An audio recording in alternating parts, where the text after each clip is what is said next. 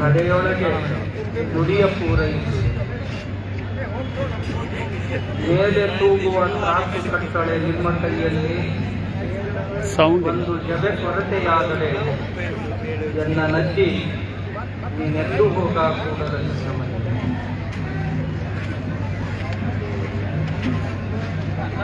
ಬಸವಾದಿ ಪ್ರಮಥರ ಬೃಹತ್ ಹಿಂದೂ ಸಮಾವೇಶದ ಶಂಕರಪುರ ನಂಬರ್ ಇಲ್ಲ ನಿಮ್ಮಲ್ಲಿ ಘನ ನೇತೃತ್ವವನ್ನು ವಹಿಸಿಕೊಂಡಂಥ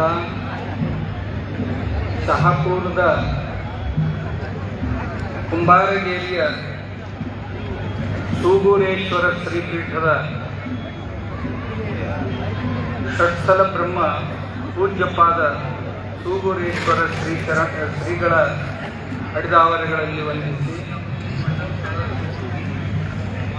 ವೇದಿಕೆಯ ಮೇಲೆ ನಮ್ಮೆಲ್ಲರನ್ನ ಹರಸಲಿಕ್ಕೆ ಆಗಮಿಸಿ ಅಧಿಷ್ಠಿತರಾದಂಥ ಎಲ್ಲ ಪೂಜ್ಯ ಪಾದಂಗಳ ಎಲ್ಲ ಮಾತೆಯರ ಶ್ರೀಚರಣಗಳಿಗೆ ಹಣೆಮಣಿದು ಬಸವಾದಿ ಶರಣರ ಬೃಹತ್ ಸಮಾವೇಶಕ್ಕೆ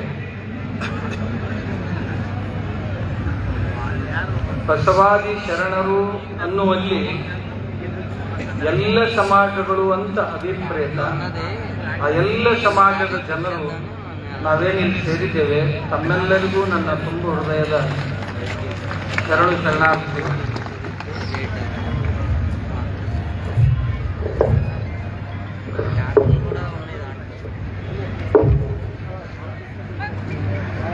ಬಸವಾದಿ ಶರಣರ ಬೃಹತ್ ಸಮಾವೇಶ ಬಸವಾದಿ ಪ್ರಮಥರನ್ನ ನೆನೆಸದೆ ಯಾವುದನ್ನು ಮಾಡಲಿಕ್ಕೆ ಸಾಧ್ಯ ಇಲ್ಲ. ಈ ಕಲ್ಯಾಣ ಕರ್ನಾಟಕದಲ್ಲಿ ಇದು ಬಸವಾದಿ ಶರಣರ ಬೃಹತ್ ಹಿಂದೂ ಸಮಾವೇಶ. ಬಸವಾದಿ ಶರಣರು ಅಂದ್ರ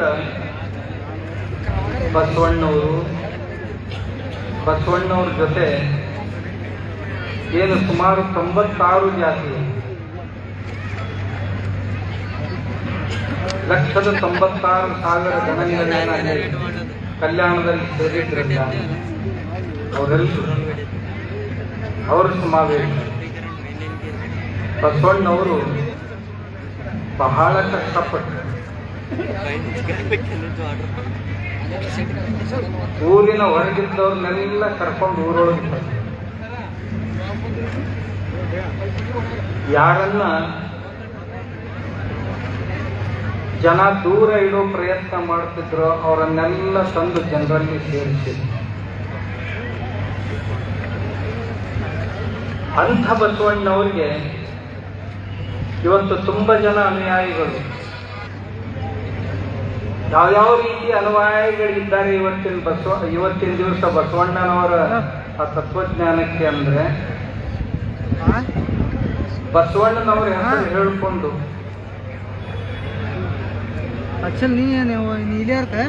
ತಮ್ಮ ಸಂಕುಚಿತ ಸ್ವಾರ್ಥವನ್ನ ಪೂರೈಸಿಕೊಳ್ಳಿಕ್ಕೆ ನಡೆದವರಂತ ಒಂದು ಗುಂಪು. ಎರಡನೆಯದ್ದು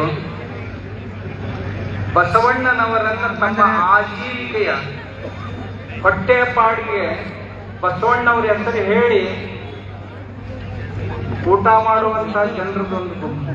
ಅವರು ಬಸವಣ್ಣನವರ ಅನುಯಾಯಿಗಳೇ. ಮೂರನೆಯವರು ಬಸವ ತತ್ವ ಪ್ರಚಾರಕರು ಅಂತ. ಪ್ರಚಾರ ಪ್ರಸಾರ ಮಾಡೋದೇ ಅವ್ರ ಧರ್ಮ. ಅವ್ರಿಗೂ ಮತ್ತು ಆ ಬಸವಣ್ಣನವರ ಆಚರಣೆಗಳಿಗೂ ಏನೂ ಸಂಬಂಧ ಇಲ್ಲ. ಸುಮ್ಮನೆ ಬಾಯಿ ಚಟಕ್ಕಾಗಿ ಬಸವಣ್ಣನವರನ್ನ ಮುಂದಿಟ್ಕೊಂಡು ಪ್ರಚಾರ ಮಾಡ್ಕೊಂತ ಹೊಂಟಂತವ್ರದ್ದು ಒಂದು ಗುಂಪಿದೆ. ಬಸವಣ್ಣವ್ರ ಹೆಸರಲ್ಲೇನ ಬದುಕ್ತಾ ಇಲ್ಲ. ನಾಲ್ಕನೆಯದ್ದು ನಿಜವಾಗಿಯೂ ಬಸವ ತತ್ವದಂತೆ ಬದುಕುವವ್ರದ್ದು ಒಂದು ಗುಂಪಿದೆ. ಅವ್ರು ನಿಜವಾದ ಬಸವಣ್ಣನವರ ಅನುಯಾಯಿಗಳು. ಬಸವಣ್ಣ ಯಾವುದನ್ನ ಹೇಳಿದ್ರು, ಬಸವಾದಿ ಶರಣರು ಯಾವ ರೀತಿ ಬದುಕಬೇಕು ಅಂತ ಹೇಳಿದ್ರು ಆ ರೀತಿಯಾಗಿ ಬದುಕುವುದು ಅಂದ್ರೆ ಬಸವಣ್ಣನವರು ಹೇಳಿದಂಥ ಕಾಯಕ,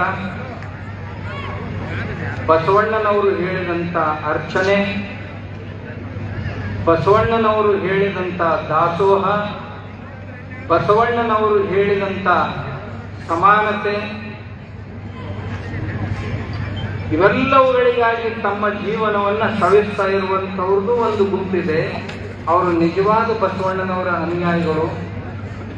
ಅವರ ಸಂಖ್ಯೆ ಬಹಳ ಇದೆ, ಆದರೆ ಅವ್ರು ಎಲ್ಲಿ ಹೊರಗೆ ಬರುವುದಿಲ್ಲ, ಯಾರ ಮುಂದೂ ಮಾತಾಡೋದಿಲ್ಲ. ಬಸವಣ್ಣವ್ರು ಹೇಳ್ಯಾರ, ಅವ್ರಂಗೆ ನಾವು ಬದುಕಬೇಕು ಅಂತ ಬದುಕ್ತಾ ಇದ್ದಾರೆ ಅಷ್ಟೇ. ಆದ್ರೆ ಈ ಸಫಳ ಮಾಡೋರು ಏನದಾರಲ್ಲ, ಅವ್ರು ಯಾರು ಬದುಕವರಲ್ಲ. ಇನ್ನೊಂದು ಗುಂಪಿದೆ, ಬಸವ ತತ್ವದ ಮುಖವಾಡವನ್ನು ಧರಿಸಿ ತಮ್ಮದೇ ಆದಂತ ಯಾವುದೋ ಒಂದು ಅಜೆಂಡಾ ತಗೊಂಡು ಸಮಾಜದಲ್ಲಿ ಹೊರಟಂತವ್ರ ಕಮ್ಯುನಿಸ್ಟ್ರದೊಂದು ಗುಂಪಿದೆ. ಕಮ್ಯುನಿಸ್ಟ್ರು ಅಂದ್ರೆ ನಿಮ್ಗೆ ಗೊತ್ತೈತೋ ಇಲ್ಲೋ, ಗೊತ್ತಿರ್ಬೇಕು ನಿಮ್ಗೆ. ಕಮ್ಯುನಿಸ್ಟ್ರು ಅಂದ್ರೆ ಇವರು ಸಮತಾವಾದಿಗಳು ಅಂತ ಇವ್ರ ಹೆಸರು. ಇವರ ಮೂಲ ಜನಕ ಯಾರು ಅಂದ್ರ ಕಾರ್ಲ್ ಮಾರ್ಕ್ಸ್.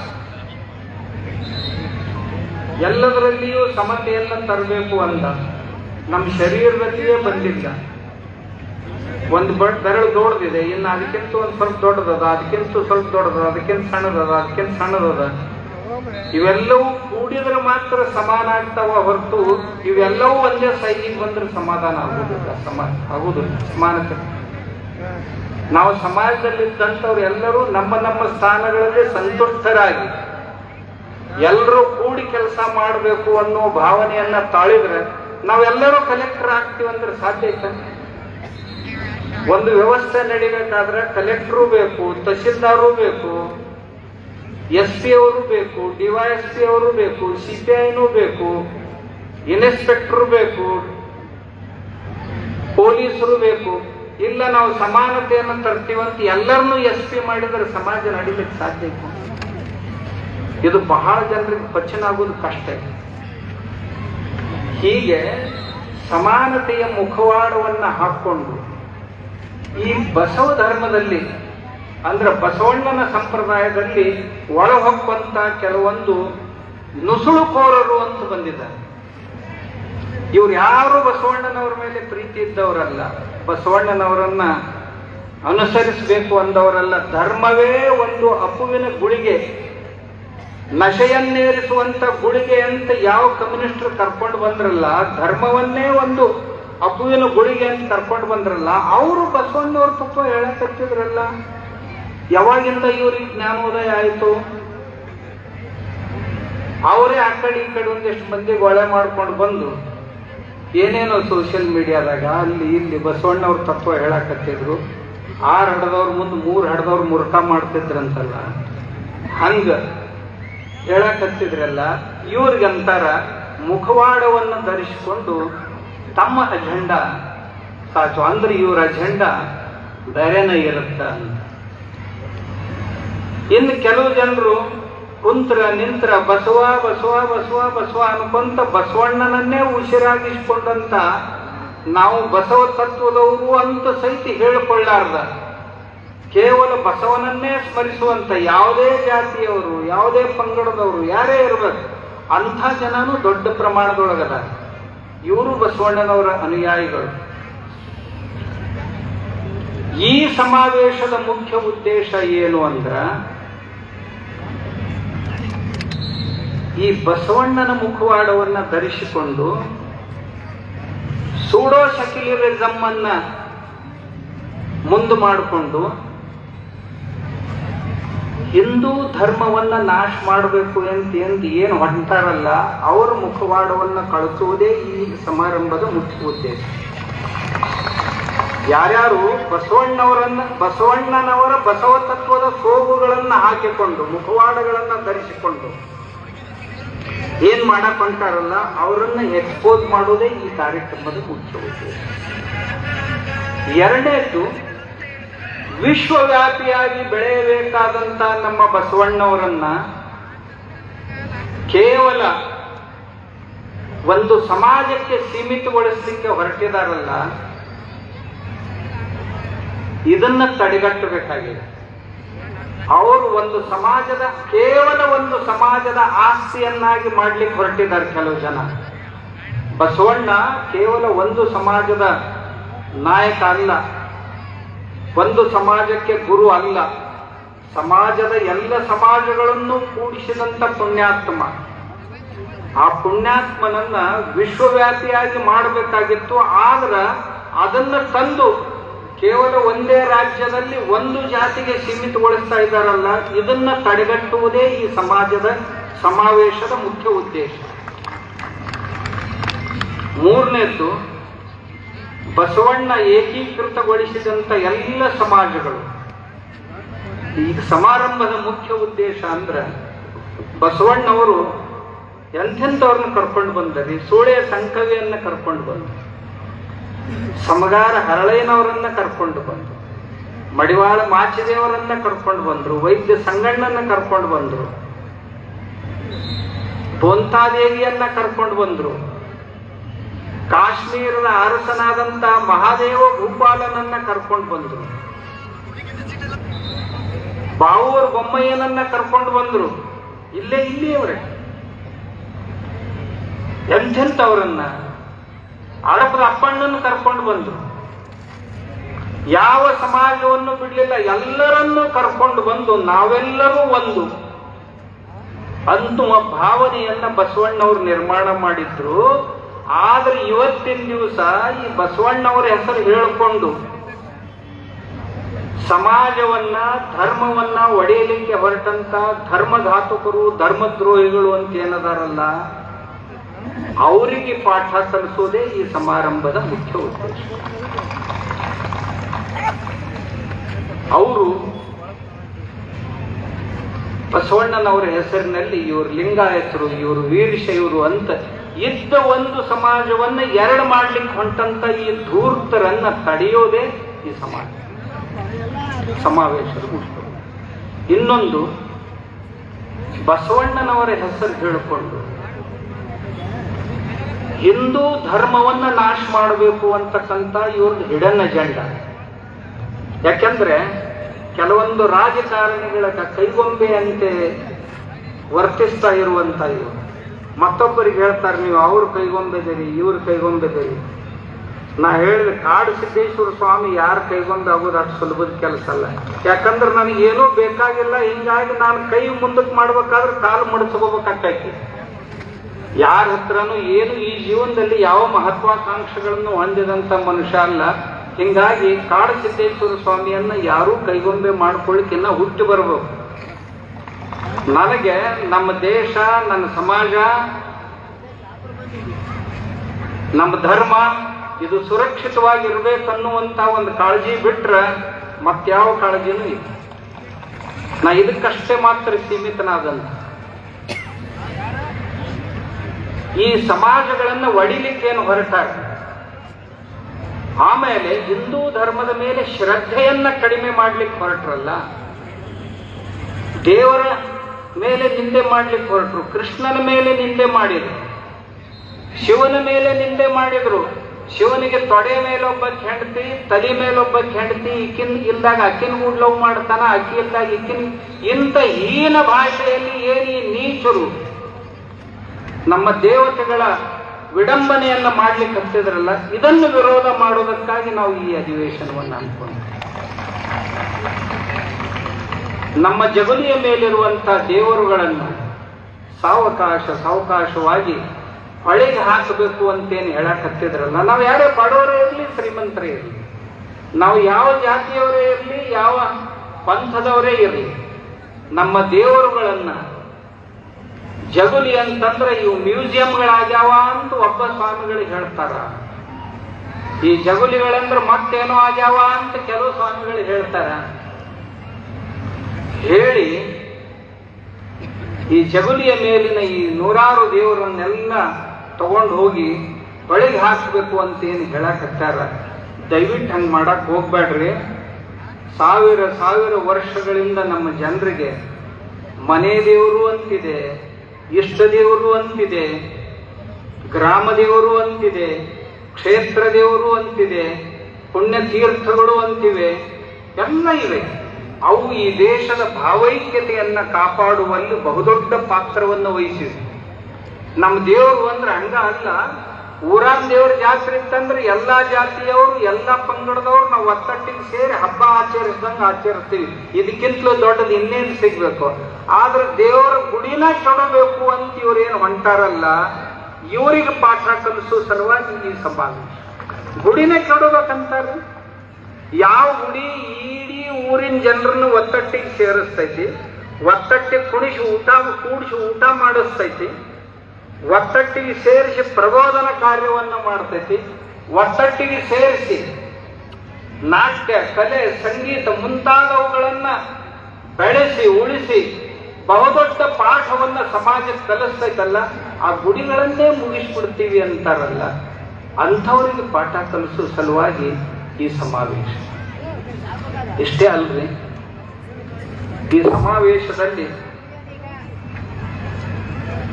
ಇದರ ಮುಖ್ಯ ಉದ್ದೇಶ ಅಂದ್ರ ಯಾವುದೇ ಸಂಪ್ರದಾಯ ಇರಲಿ ನಮ್ಮ, ಯಾವುದೇ ಪಂಥಗಳಿರಲಿ ನಮ್ಮ, ಅವುಗಳ ತಾಲಿಬಾನೀಕರಣ ಆಗಬಾರದು ಅನ್ನೋದೇ ನಮ್ಮ ಮುಖ್ಯ ಉದ್ದೇಶ.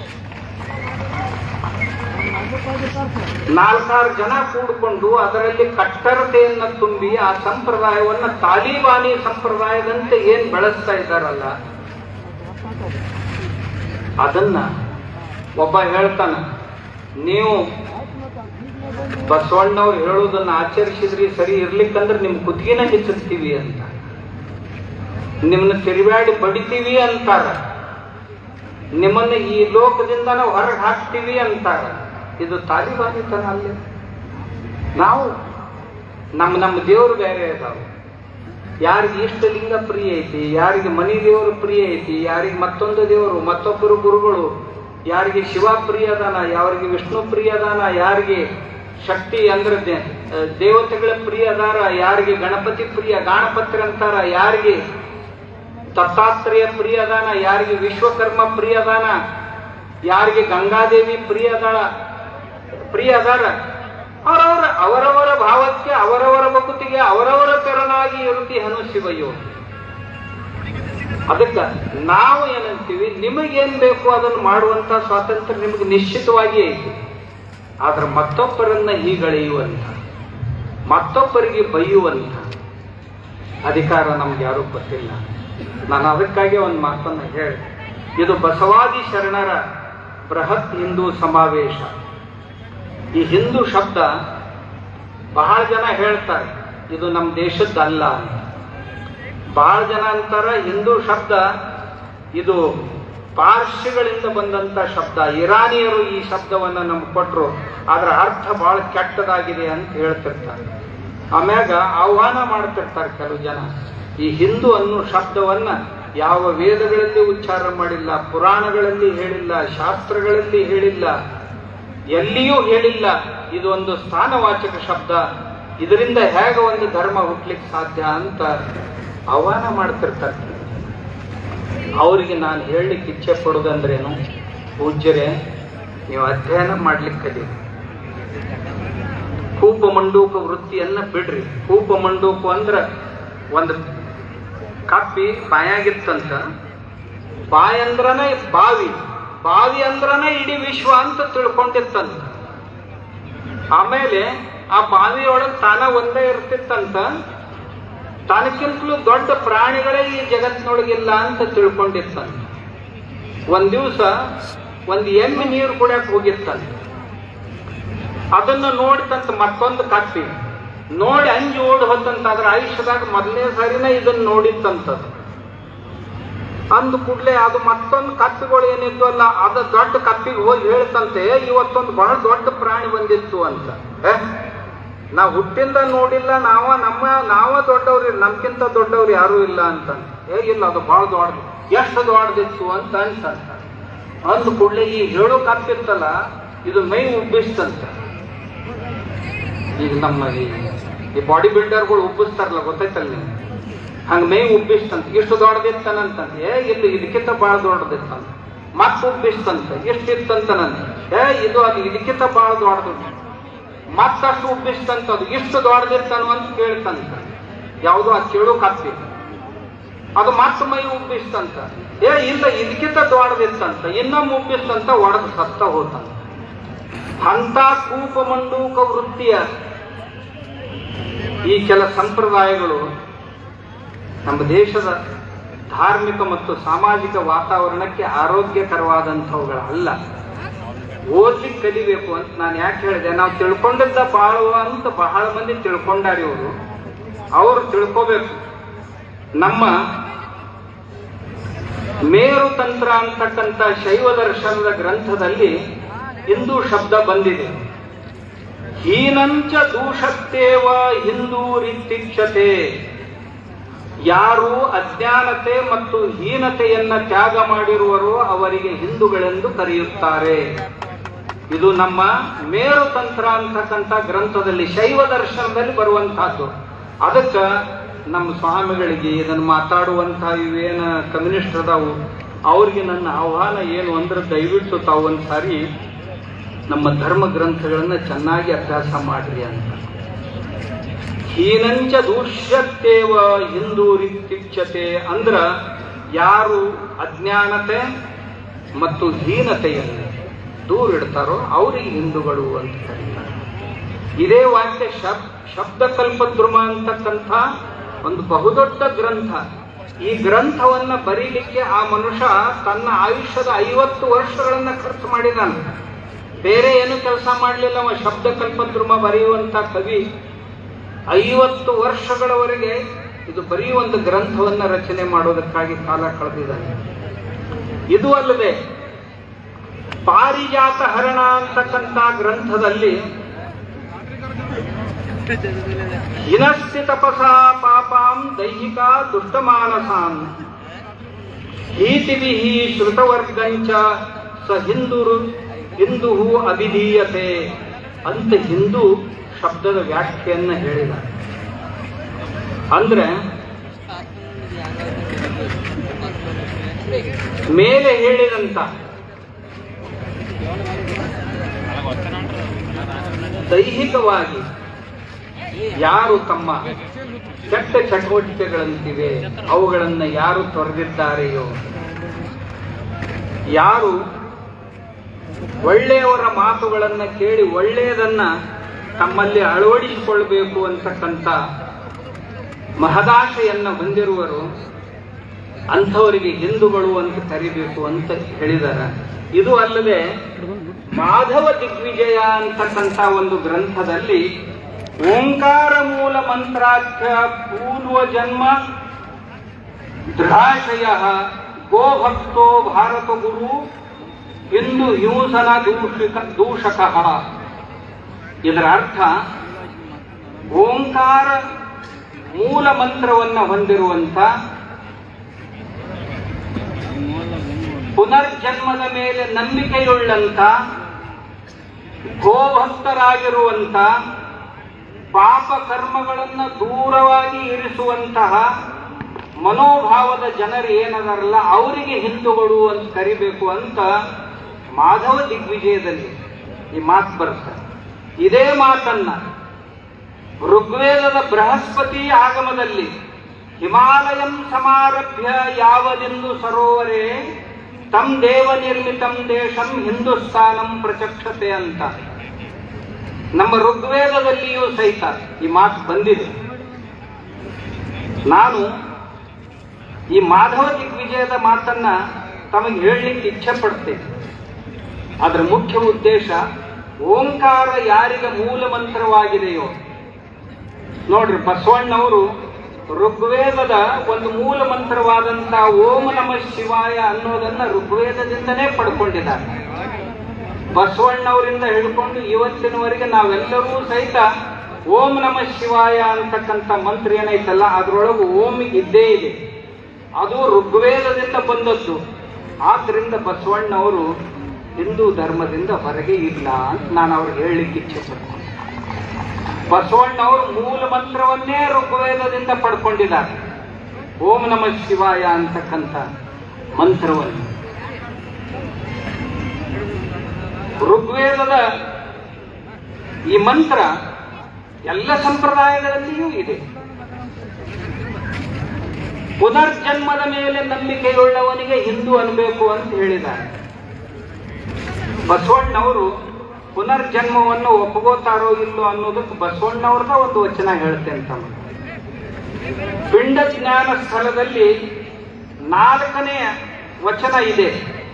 ಅಯ್ಯ 7 ಜನ್ಮದಲ್ಲಿ ಶಿವಭಕ್ತನಾಗಿ ಬಾರದಿರ್ದಡೆ ನಿಮ್ಮ ಆಣೆ ನಿಮ್ಮ ಪ್ರಮಥರಾಣಿ, ನಿಮ್ಮ ಪ್ರಸಾದಕ್ಕಲ್ಲದೆ ಬಾಯ್ದೆರೆದೆನಯ್ಯ, ಪ್ರಥಮ ಭವಾಂತರದಲ್ಲಿ ಶಿಲಾದನೆಂಬ ಗಣೇಶ್ವರನ ಮಾಡಿ ಹೆಸರಿಟ್ಟು ಕರೆದು ನಿಮ್ಮ ವೃತ್ತನ ಮಾಡಿ ಎನ್ನ ನಿರೀಕ್ಷಿಕೊಂಡಿರ್ತೀರಯ್ಯ.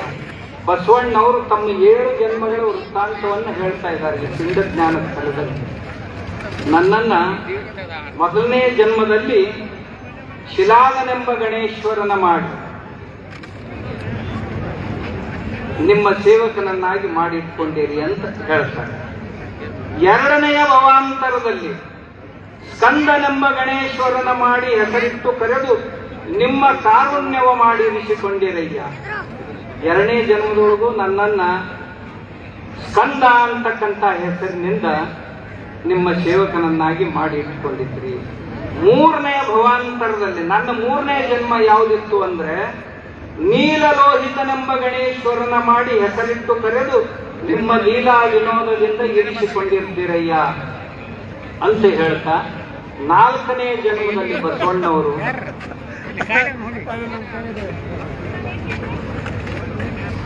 ಮನೋಹನೆಂಬ ಗಣೇಶ್ವರನ ಮಾಡಿ ಹೆಸರಿಟ್ಟು ಕರೆದು ನಿಮ್ಮ ಮನಪ್ರೇರಕನಾಗಿ ಇರಲೆಂದು ಇರಿಸಿಕೊಂಡಿರಯ್ಯ ಅಂತ 4ನೇ ಜನ್ಮದ ಬಗ್ಗೆ ತಮ್ಮನ್ನ ಕುರಿತು ಹೇಳ್ತಾರೆ. 5ನೇ ಜನ್ಮದಲ್ಲಿ ಕಾಲಲೋಚನನೆಂಬ ಗಣೇಶ್ವರನ ಮಾಡಿ ಹೆಸರಿಟ್ಟು ಕರೆದು ಸರ್ವ ಕಾಲ ಸಂಹಾರವ ಮಾಡಲೆಂದು ಇರಿಸಿಕೊಂಡಿರಯ್ಯ. 6ನೇ ಜನ್ಮದಲ್ಲಿ ವೃಷಭನೆಂಬ ಗಣೇಶ್ವರನ ಮಾಡಿ ಹೆಸರಿಟ್ಟು ಕರೆದು ನಿಮಗೆ ಏರಲು ವಾಹನವಾಗಿರಿಸಿಕೊಂಡಿರ್ತೀರಯ್ಯ. 7ನೆಯ ಭವಾಂತರದಲ್ಲಿ ಬಸವನೆಂಬ ಅಂದ್ರೆ ನಾನು ಈ 7ನೇ ಜನ್ಮದಲ್ಲಿದ್ದೀನಿ, ಬಸವಣ್ಣ ಅಂತಕ್ಕಂಥ ಹೆಸರಿನಿಂದ ಕರೆದು ನಿಮ್ಮ ಒಪ್ಪುದ ಮಿಕ್ಕುದಕ್ಕೆ ಯೋಗ್ಯನಾಗಿರಲೆಂದಿರಿಸಿಕೊಂಡಿರಯ್ಯ. ಅಂದ್ರ ನಿಮ್ಮ ಪ್ರಸಾದವನ್ನ ನಾನು ಪಡಿಬೇಕು ಅಂತ ತಿಳ್ಕೊಂಡು ನನ್ನನ್ನು ಇರಿಸಿಕೊಂಡ್ರಿ ಅಂತ ಬಸವಣ್ಣವರು ಪೂರ್ವ ಜನ್ಮ ಪುನರ್ಜನ್ಮಗಳನ್ನು ಒಪ್ಕೊಂಡ್ರೋ ಇಲ್ಲೋ ಅನ್ನೋದನ್ನು ಹೇಳ್ತಾರೆ. ಯಾಕಂದ್ರೆ ಇವರು ಬಹಳ ಮಂದಿ ಹೇಳ್ತಾರೆ ಶರಣರು ಯಾವ ಕರ್ಮ ಸಿದ್ಧಾಂತ ಒಪ್ಕೊಳ್ಳೋದಿಲ್ಲ, ಪೂರ್ವ ಜನ್ಮ. ಬಸವಣ್ಣವರ ಒಪ್ಕೊಂಡಾರ ಅಂದಾಗ ಇನ್ನು ಉಳಿದವ್ರು ತಗೊಂಡು ಏನ್ ಮಾಡುದು? ಇಷ್ಟೇ ಅಲ್ಲ,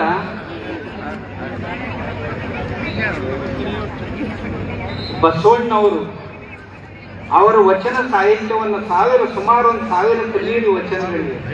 ಅವುಗಳಲ್ಲಿ ನೋಡಿದ್ರ ಸುಮಾರು ವಚನಗಳು ಪೂರ್ವಜನ್ಮ ಪುನರ್ಜನ್ಮವನ್ನ ಹೇಳುವಂತ. ಯಾರು ಪುನರ್ಜನ್ಮವನ್ನು ಒಪ್ಕೋತಾರ ಅವ್ರಿಗೆ ಹಿಂದೂಗಳು ಅಂತ ಕರೀಬೇಕು ಅಂತ. 3ನೇದಾಗಿ ಕರೆದದ್ದೇನು ಯಾವುದನ್ನು ಹೇಳಿದ್ರು ಅಂತಂದ್ರ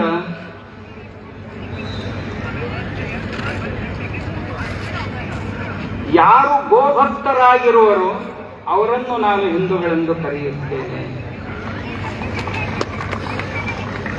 ಇದೆಲ್ಲ ನಿಮಗೂ ನಮಗೂ ಎಲ್ಲರಿಗೆ. ಬಸವಣ್ಣವರು ಗೋಭಕ್ತಿಯನ್ನು ಒಪ್ಕೊಂಡಿದ್ರೋ ಇಲ್ಲೋ ಅಂತ ಬರುವಂತ ಪ್ರಶ್ನೆ. ಆದ್ರಿಂದ ಬಸವಣ್ಣವರು ಹಿಂದೂಗಳು ಹೌದೋ ಅಲ್ಲೋ ಅಂತ. ಬಸವಣ್ಣನವರು ನಿಶ್ಚಿತವಾಗಿಯೂ ಸಹಿತ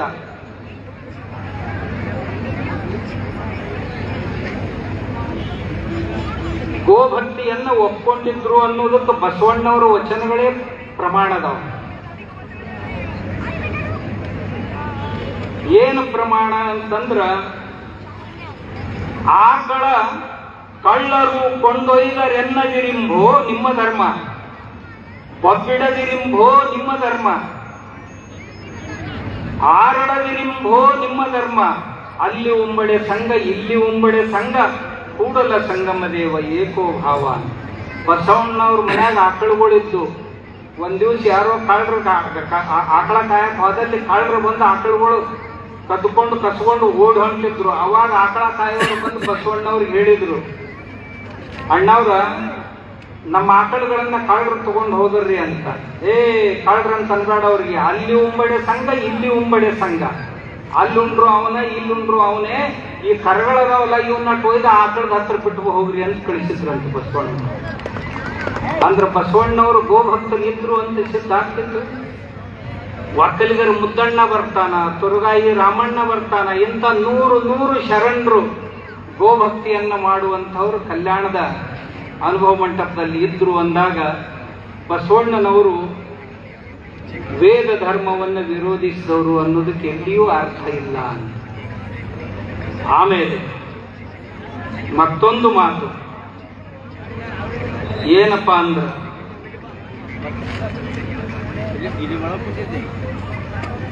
ಈ ಆಕಳಗಳು ಅವತ್ತಂತೂ ಇದ್ದು, ಇವತ್ತ ನಮ್ಮ ಬಹಳ ಮಂದಿ ಪರಿಸ್ಥಿತಿ ಯಾಕೆ ಕೆಟ್ಟೈತಿ ಅಂತಂದ್ರ ಆಕಳುಗಳಿಂದ ದೂರ ಸರಿದಿದೆ. ಇವತ್ತು ಸಹಿತ ಅಷ್ಟೇ ಮಹತ್ವ ಐತೆ ಆಕಳಿಗೆ. ನಮಗೆ ಕೆಲವು ಜನ ಕಲ್ತವ್ರು ಶಾಣ್ಯಾರು ಬಂದು ಹೇಳಿದ್ರು, ಏನ್ ಉಪಯೋಗ ಐತ್ರಿ, ಒಂದ್ ಚೇರಿಗೆ ಹಾಲು ಕೊಡ್ತೈತಿ, ಅದರಿಂದ ಏನಾಗುದು, ತಿಂತೈತಿ ಕಂಡಾಪ್ತಿ, ಬರೇ ಒಂದ್ ಚೇರಿಗೆ ಹಾಲು ಕೊಡ್ತೈತಿ ಅಂತ ಚಲೋ ಕಲ್ತು ಶಾಣ್ಯಾರು ಬಂದು ನಮಗೆ ತಲೆ ತುಂಬಿದ್ರು. ಅನುತ್ಪಾದಕವಾದಂತ ಜಾನುವಾರುಗಳನ್ನು ಮನ್ಯಾಗ ಇಟ್ಕೋಬೇಡ್ರಿ, ಮಾರಿಬಿಡ್ರಿ ಅಂತ ಹೇಳಿ. ನಮಗೂ ಖರೇನ ಅನಿಸ್ತದ. ಅವ್ರ ಮಾತು ಕೇಳಿ ಎಲ್ಲ ದನಗಳನ್ನು ಕಳಿಸ್ಬಿಡ್ತೀವಿ. ಅವು ದನಗಳು ಮನಿ ಬಿಟ್ಟು ಹೊರವಾದು ಮನ್ಯಾಗೆಲ್ಲ ಅವದಶ ಬಂದು ಹೊಕ್ಬಿಟ್ಟು. ಒಂದು ಆಕಳ ಮನ್ಯಾಗಿತ್ತು ಅಂತಂದ್ರ ಯಾವ ಕೆಟ್ಟ ಚಟಗಳು ಮನ್ಯಾಗ ಬರ್ತಿದ್ದಿಲ್ಲ. ಯಾಕಂದ್ರೆ ಖಾಲಿ ಕುಂದ್ರಾಗ ಸಮಯನ ಇರ್ತಿದ್ದಿಲ್ಲ. ಹೆಂಡಿ ತೆಗಿಬೇಕಾಗ್ತಿತ್ತು, ಮೈ ತೆಗಿಬೇಕಾಗ್ತಿತ್ತು, ಹಾಲು ಕರಿಬೇಕಾಗ್ತಿತ್ತು, ಹಾಲು ಬಿಸಿ ಮಾಡಬೇಕಾಗ್ತಿತ್ತು, ಮಜ್ಜಿಗೆ ಮಾಡೋದಿತ್ತು, ತುಪ್ಪ ಕಡಿದಿತ್ತು, ಮತ್ತ ಹುಡುಗರಿಗೆ ಕುಡಿಸೋದಿತ್ತು, ತಿನ್ನಿಸೋದಿತ್ತು, ಕೆಲಸ ಇತ್ತು. ಆಕಳಿಗೆ ಮೇವು ತರಬೇಕಾಗ್ತಿತ್ತು, ಕರುಗಳಿಗೆ ಏನಾರ ಮಾಡ್ಬೇಕಾಗ್ತಿತ್ತು, ಉಪಚಾರ ಮಾಡ್ಬೇಕಾಗ್ತಿತ್ತು. ಇವೆಲ್ಲ ಕೆಲಸ ಇರ್ತಿತ್ತು. ಇವು ರೈತರ ಕೆಲಸ ಅಂದ್ರೆ ಇವೇ. ರೈತರು ಏನು ಪ್ರೀತಿಸ್ಬೇಕು, ಯಾರು ರೈತರು ಅಂತಂದ್ರೆ ಯಾರ ಮನ್ಯಾಗ ಆಕಳದಾವ ಅವ್ರ ರೈತರು, ಯಾರ ಮನ್ಯಾಗ ಟ್ರ್ಯಾಕ್ಟರ್ ಅದಾರ ಅವರು ರೈತರ. ಆದ್ರ ಆಕಳ ತಿಂದಿಟ್ಟು ಹೆಂಡಿಯರ ಆಗ್ತೈತಿ. ನಮ್ ಟ್ರ್ಯಾಕ್ಟರ್ಗಳೇನು ಕೆಟ್ಟಲ್ಲ, ಎರೆಂಡಿ ಹಾಕ್ತಾವ. ಅದು ಎದಕ್ಕೂ ಉಪಯೋಗಕ್ಕೆ ಬರುದಿಲ್ಲ. ಬಡ್ಡಿ ತುಂಬುದ ದಿನ ಆ ಬಡ್ಡಿ ಬದಲಿಗೆ ಅಷ್ಟೇನೂ ಸಿಗುವುದಿಲ್ಲ. ನೀವು ಇಟ್ಕೋರಿ ಟ್ರ್ಯಾಕ್ಟರ್, ಅದ್ರ ಕೂಡ 2 ಆಕಳನ್ನು ಕಟ್ಕೋರಿ ಮನ್ಯಾಗ. 2 ಆಕಳ ಮನ್ಯಾಗ ಇದ್ದು ಅಂತಂದ್ರೆ ನಿಮ್ಗೆ ಹೇಳ್ತೀನಿ, ಒಟ್ಟ ಜಡ್ ಮನ್ಯಾಗ ಬರೋದಿಲ್ಲ. ನೀವು ಇಲ್ಲೆಲ್ಲ ಎಷ್ಟು ಮಂದಿ ಇದಿರಲ್ಲ, ನಿಮ್ಗೆಲ್ಲ ಎಷ್ಟು ಗಟ್ಟಿಯಾಗಿ ನಾ ಯಾಕೆ ಹೇಳಕತ್ತೀನಿ ಅಂದ್ರೆ, ನನ್ನ ಹತ್ರ 1500 ಆಕಳದಾವ, 400 ಓರಿದಾವ. ದಿನ 1.5 ಲಕ್ಷ ರೂಪಾಯಿ ಖರ್ಚು ಮಾಡ್ತೀನಿ ಅವ್ರು. ಆದ್ರೆ ಕಡಿಮೆ ಏನೂ ಬಿದ್ದಿಲ್ಲ. ಯಾರ ಹತ್ರ ಕೇಳಕ್ ಹೋಗಕ್ ಹತ್ತಿಲ್ಲ. ಅವ ನನ್ನ ಕಾಪಾಡ್ತಾವ್, ನಾ ಏನು ಅವಕ್ಕನ್ನು ಕಾಪಾಡಿಲ್ಲ. ಆಮ್ಯಾಗ ನಮ್ಮಲ್ಲಿ ಒಂದು ಅನಾಥಾಶ್ರಮ ಐತಿ. ಅದ್ರಾಗ 200 ಮಕ್ಕಳದ, ಎಲ್ಲ ಹುಡುಗರಿಗೆ ಹಾಲು ಕೊಡ್ತಾವ ಆಕಳ. ಒಂದು ಗುರುಕುಲ ಐತಿ, ಅದ್ರೊಳಗೆ 200 ಹುಡುಗರು, ಅವಕ್ಕೂ ಎಲ್ಲರಿಗೆ ಹಾಲು ಕೊಡ್ತಾವ ನಮ್ಮ ಆಕಳ.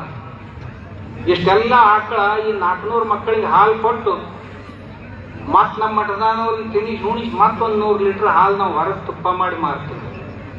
ತುಪ್ಪ ನಿಮ್ಮಂಗೆ ಹಿಂಗ ಸೈಡ್ ಮಾರೋದಿಲ್ಲ. ನಾ 3,500 ರೂಪಾಯಿ 1 ಕಿಲೋ ಮಾರ್ತೀನಿ ತುಪ್ಪ. ರೊಕ್ಕ ಕೊಟ್ಟರು ಸಿಗುದಿಲ್ಲ ನನ್ನ ಹತ್ರ ತುಪ್ಪ. ಒಂದ್ಸಾರಿ ತಿಂದ್ರಂದ್ರೆ ಅವ್ರು ಮತ್ತೊಂದು ತುಪ್ಪ ಎಂದೂ ತಿನ್ನೋದಿಲ್ಲ. ಯಾಕಂದ್ರೆ ಆ ತುಪ್ಪ ಉಂಡ್ರಿ ಅಂತಂದ್ರೆ ತುಪ್ಪದ ಮಹಿಮೆ ಗೊತ್ತಾಕೈತಿ. ಯಾರ್ಯಾರು ಹಾರ್ಟ್ ಬ್ಲಾಕೇಜ್ ಆಗ್ಯಾವಲ್ಲ, ಆ ಹಾರ್ಟ್ ಬ್ಲಾಕೇಜ್ ಆದವ್ರೆಲ್ಲ ದಿನ ಆಕಳ ತುಪ್ಪ ಉಂಡ್ರಿ 2-3 ತಿಂಗಳದಾಗ ಹಾರ್ಟ್ ಬ್ಲಾಕೇಜ್ ತಾನ ಹೊಂಟು.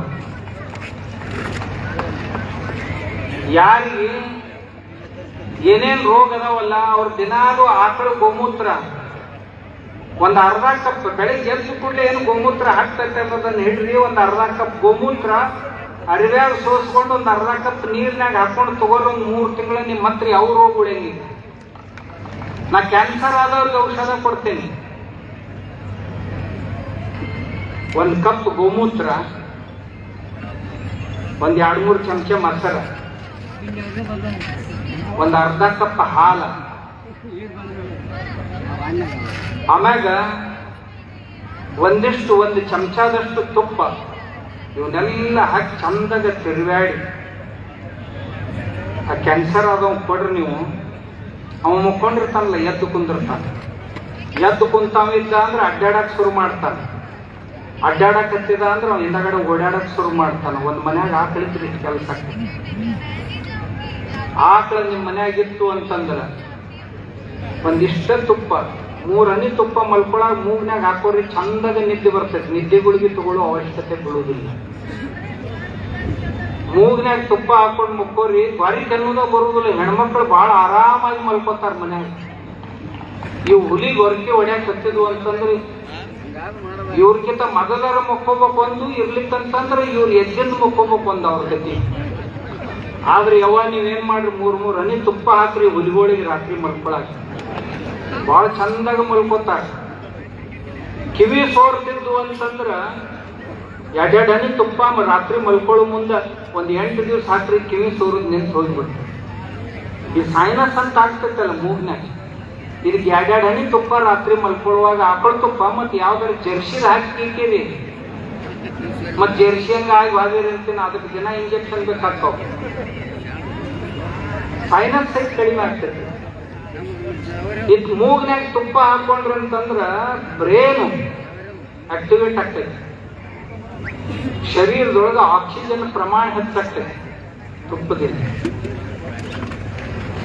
ಇಂಥ ಕೆಲಸ ಮಾಡ್ತೈತಿ. ಎಷ್ಟು ಇಷ್ಟ ಕೊಡ್ತಾವ. ಹಾಲು 1 ಲೀಟರ್ ಕೊಡ್ತಾವ. ಕರೆ ಕೆನೆ ತೆಗೆದಿಡ್ರಿ ತಿಂಗಳ 1 ಕಿಲೋ ತುಪ್ಪ ಬರ್ತೈತಿ. 1 ಲೀಟರ್ ಹಾಲು ಕೊಟ್ರು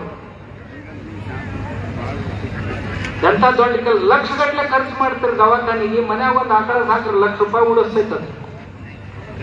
ಯಾಕೆ ನಮ್ಮ ಧರ್ಮ ಆಕಳ ಕಾಯಿರಿ ಆಕಳ ಸಾಕ್ರಿ ಅಂತ ಹೇಳ್ತೀವಿ, ಹಿಂದೂ ಧರ್ಮ ಅಂತ ಎದುರಿಸ ಮಾಡಿ. ಈ ಆಕಳ ಮೂತ್ರ ಸಗಣಿ ಅಂತ ಅದಾವಲ್ಲ, ಇವೆರಡದ್ರೊಳಗೆ ಒಂದ್ ಜರಾನ ಮಜ್ಜಿಗೆ ಸೇರಿಸ್ಬೇಕು. ಮಜ್ಜಿಗೆ ಆಮ್ಯಾಗ ಒಂದಿಟ್ಟು ಬೆಲ್ಲ ಹಾಕ್ಬೇಕು. ಹಾಕಿ ಬ್ಯಾರಲ್ದಾಗ ಹಾಕಿ ತಿರುವ್ರಿ, ಹೊಲಕ್ ಬಿಡ್ರಿ. 15 ದಿನದಾಗ ಹೊಲದ ಬಣ್ಣನ ಬದ್ಲಿ ಆಗ್ತೈತಿ. ಬೆಳಿ ಬಣ್ಣ ಬದ್ಲಿ ಆಗ್ತಾವ. ಎಂತ ಆಕಳ ಮಹಿಮೆ ಐತ್ರಿ. ಆಕಳ ಮೈಮ್ಯಾಗ ಹಿಂಗ್ ಕೈ ಆಡಸ್ರಿ. ನಾ ಲಂಡನ್ ಹೋಗಿದ್ದೆ ಒಬ್ಬರು ಫಾರ್ಮ್ ನೋಡಾಕ. ಅವ್ರ 2 ಕೀರ್ ಆಕಳ ಇಟ್ಟಿದ್ರಿ. ಅವ್ರ ಗುಜರಾತಿ ಜನ, ಅವ್ರ ರಾಜ್ಯದಿಂದ ಅವ್ರ ಆಕಳ ತಂದು ಇಟ್ಟಿದ್ರು. ಮಂದೆಲ್ಲ ಪಾಳಿ ಹಚ್ಕೊಂಡು ನಿಂತಿದ್ರು. ಯಾಕೆ ಬಂದಾರ ಇವ್ರು ಅಂತ ಕೇಳಿದ್ನಿ ಆ ಫಾರ್ಮ್ನಾಗ.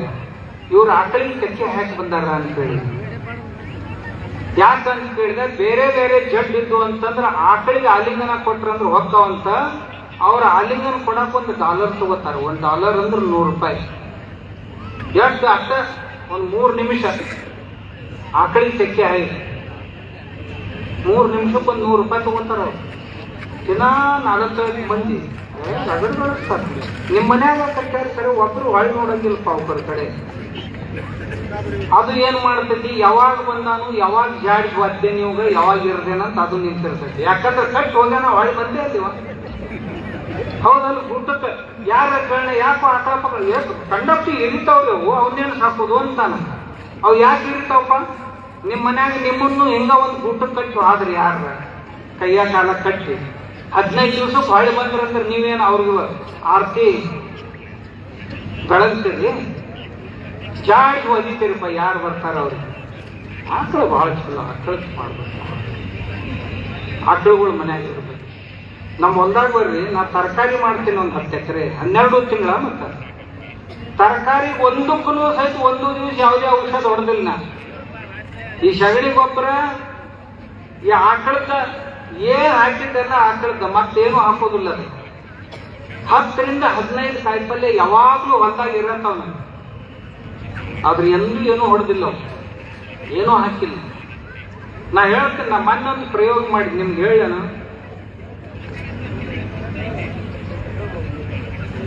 ಸಗಣಿ ಒಣಗಿಸಿದೆ, ಬೆಳಕ್ ಕಳಿಸಿದ್ರಿ. 1 ಕಿಲೋ ಸಗಣಿಗೆ 2 ಲೀಟರ್ ಗೋಕೃಪಾಮೃತ ಅಥವಾ ಜೀವಾಮೃತ ಹಾಕಿ ಒಂದು 40 ದಿವಸ ನೆನೆಯಿಡ್ರಿ. ಅಂದ್ರೆ 1 ಟನ್ ಸಗಣಿಗೆ, ಸಗಣಿ ಗೊಬ್ಬರಕ್ಕೆ 2000 ಲೀಟರ್ ಗೋಕೃಪಾಮೃತ ಮಾಡಿ ಅದ್ರಾಗ ನೆನೆಸಿ ಮುಚ್ಚಿಟ್ಟು ಬಿಡ್ರಿ. 40 ದಿವಸದ ನಂತರ ನಿಮ್ಮ ಹೊಲಕ್ಕೆ ಹಾಕ್ರಿ. 3 ವರ್ಷ ನಿಮ್ಮ ಹೊಲಕ್ಕೆ ಏನು ಗೊಬ್ಬರ ಹಾಕೋದು ಬೇಡ. ಮಳಿ 1-2 ಮಳಿ ತಪ್ಪಿದ್ರು ಸಹಿತ ನಿಮ್ ಬೆಳೆ ಒಣಗಿ ಬಿಡಂಗಿಲ್ಲ. ನಾ ನಮ್ಮ ಹೊಲದಾಗ ಬಾಳಿ ಕಂಬ ಹಚ್ಚೀನಿ. ಈ ಗಡತ್ರದ ನೋಡ್ರಿ ಬಾಳಿ ಗಿಡ, ಈ ಗಡತ್ರ ಬಾಳಿ ಕಂಬ ಗಿಡಗಳಿಗೆ ಹಾಕಿನಿ. ಗಿಡ ಮೊದಲನೇ ವರ್ಷನ 4 ವರ್ಷದ ಗಿಡ ಕಂಡಂಗೆ ಕಾಣ್ತಾವ. ಬೇರೆ ಬೇರೆ ಹಣ್ಣಿನ ಗಿಡಗಳಿಗೆ ಆ ಗೊಬ್ಬರ ಹಾಕಿದ 4 ವರ್ಷದ ಗಿಡ ಕಂಡಂಗೆ ಕಾಣ್ತಾವ. ನಾ ಭತ್ತಕ್ಕೆ ಏನ್ ಮಾಡಿದ್ನಿ ಹೇಳಿ ಅಂದ್ರೆ, ಭತ್ತಕ್ಕೆ ಹಾಕಿದ್ನಿಲ್ಲ, ಭಾಳ ಹಾಕ್ಲಿಲ್ಲ, ಸ್ವಲ್ಪ ಸ್ವಲ್ಪ 60 ಚೀಲ ಬರ್ತಾರೆ. 60 ಚೀಲ ಮ್ಯಾಗ ಬಂತು ನಾನು. ಬೇರೆ ಬೇರೆ ಬೇರೆ ಬೇರೆ ಎಲ್ಲ ಬೆಳೆಗಳ ಮ್ಯಾಗ ಕಬ್ಬಿನ ಮ್ಯಾಗ ಪ್ರಯೋಗ ಮಾಡಿದ್ದೆ. ಕಬ್ಬಿನ ಮ್ಯಾಗ ಹೆಂಗ್ ಅನ್ಸಿರು, ನಿಮ್ಮಂಗ್ ಕಬ್ಬು ಅನ್ಸೋದಿಲ್ಲ. ಕಬ್ಬ ಒಂದ್ ದೊಡ್ಡ ಕಬ್ಬ ಮುರ್ಕೊಳ್ಳೋದ ಮುರ್ಕೊಂಡಾದ್ರೆ 3 ತುಕಡಿ ಮಾಡೋದು ಬೇಡ, 4 ತುಕಡಿ, 3 ಗಣಿಕಿರಂಗ ನೆಲ್ದ ಹೋಗುದ್ ಬಿಡು. ಹೋಗುದ್ ಕೂಡಲೇ 2.5 ತಿಂಗಳು ಅದಕ್ಕೆ ಸುಮ್ಮನೆ ನೀರು ಕೊಟ್ಕೋತ ಇರೋದು. ಅವು ಕಣ್ಣು ಹೊಡಿತಾವ. ಅವು ಕಣ್ಣು ಹೊಡಿದ್ ನಾ ಗೋಕೃಪಾಮೃತ ಸಿಂಪಡಣೆ ಮಾಡ್ತೀನಿ. 2.5 ತಿಂಗಳು ಹಂಗೆ ಬಿಡುದು. 2.5 ತಿಂಗಳು ಆದ ಕೂಡಲೇ 7-8 ಫೂಟ್ಗೆ ಒಂದೊಂದು ಸಾಲು ಬಿಟ್ಟು ಅದ್ರಾಗ ಅವ್ನು ಹಚ್ಚಿದ್ರಂದ್ರ ಮುಂದೆ 2 ತಿಂಗಳದಾಗ 10ರಿಂದ 15 ಟಿಸ್ಗಳು ಬರ್ತಾವ. 8 ಫೂಟಿಗೆ ಒಂದು ಕಬ್ಬಿದ್ರು ಸಹಿತ ನಟ್ಟು ನಡುವ ನಾ 7, 8, 9, 10 ಪ್ರಕಾರದ ಬೇರೆ ಬೇರೆ ಜ್ವಾಳ, ಗೋಧಿ, ಸಜ್ಜಿ, ಹೆಸರ, ಪುಂಡಿ ಬೀಜ, ಮೆಂತೆ ಬೀಜ, ಮೆಣಸಿನಕಾಯಿ ಎಕರೆಕ್ಕೆ 100 ಟನ್ ಕಬ್ಬು ಬೀಳುತ್ತೆ. ಆಕಳದ್ದು ಗೊತ್ತಾಗ್ತಿಲ್ಲ ನಿಮ್ಗೆ, ಎಕರೆಕ್ಕೆ 100 ಟನ್ ಕಬ್ಬು ಬೀಳುತ್ತೆ. ಹಿಂದೂಗಳು ಯಾಕೆ ಆಕಳ ಸಾಕ್ತಿದ್ರು ಅಂತ ಇದಕ್ಕೆ ಸಾಕ್ತಿದ್ರು. ಆಕಳಿಗೆ ಮತ್ತೇನ್ರ ಕಲ್ಪನೆ ಮಾಡಕ್ ಹೋಗ್ಬೇಡ್ರಿ, ಯಾರ ಮೂರ್ಖರು ಮತ್ತೇನ್ರ ಅಂದಿಗಿಂದ. ಯಾಕಂದ್ರ ಹತ್ತೇನು ಬಲ್ಲದಪ್ಪ ಕರಿಗಡಬು, ತಿಪ್ಪೆದಂಟು ತಿನ್ನುವುದು ಅದರ ಸ್ವಭಾವ ಅಂತ ಹೇಳ್ತಿರ್ತಾರೆ. ಕೆಲವೊಂದಕ್ಕೆ ಆಕಳಂದ್ರನೇ ಏನೂ ಗೊತ್ತಿರಂಗಿಲ್ಲ, ಅವು ಏನ್ ಬೇಕಂತ ಮಾತಾಡ್ಕೊಂತ ಅಡ್ಡಾಡ್ತಿರ್ತಾವ. ನೀವು ಕಟ್ಟಿ ಅದ್ರ ಲಾಭ ತೋರ್. ಇನ್ನ ಪುಣ್ಯಕ್ಕ ನಾ ನೋಡಿ ನನಗೆ ಬಹಳ ಸಂತೋಷ ಆಯ್ತು. ಈ ಕಡೆ ಯಾದಗಿರಿ ಜಿಲ್ಲಾದಾಗ ಬಂದಾಗ ನಾ ಹೆಂಗ್ ತಾಳಿಕೊಟ್ಟಿ ದಾಟಿದ ಕೂಡಲೇ ರಸ್ತಾದಾಗ ನಾನು ಆಕಳುಗಳು ಹಿಂದಿಂದ ಆಕಳುಗಳು ಕಂಡು ಇವತ್ತಿನ ದಿವಸ ಅವು ಕಾಣೋದಿಲ್ಲ. ನನ್ಗನಿಸ್ತು ಈ ಭಾಗದಾಗ ಆಕಳುಗಳು ಇನ್ನ ಅದಾವು ಅಂತ.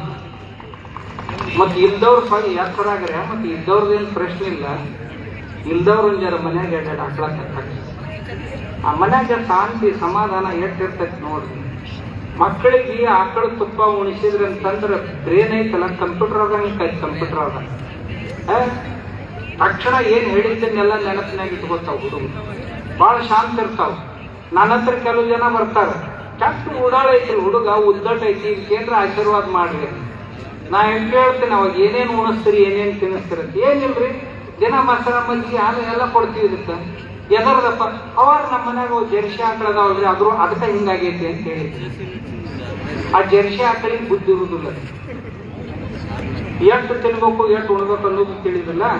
ಒಂದು ಎರಡನೇದ್ದು ಅದ್ರ ಕರನ ಅದು ಗುರುತಿಸಂಗಿಲ್ಲ.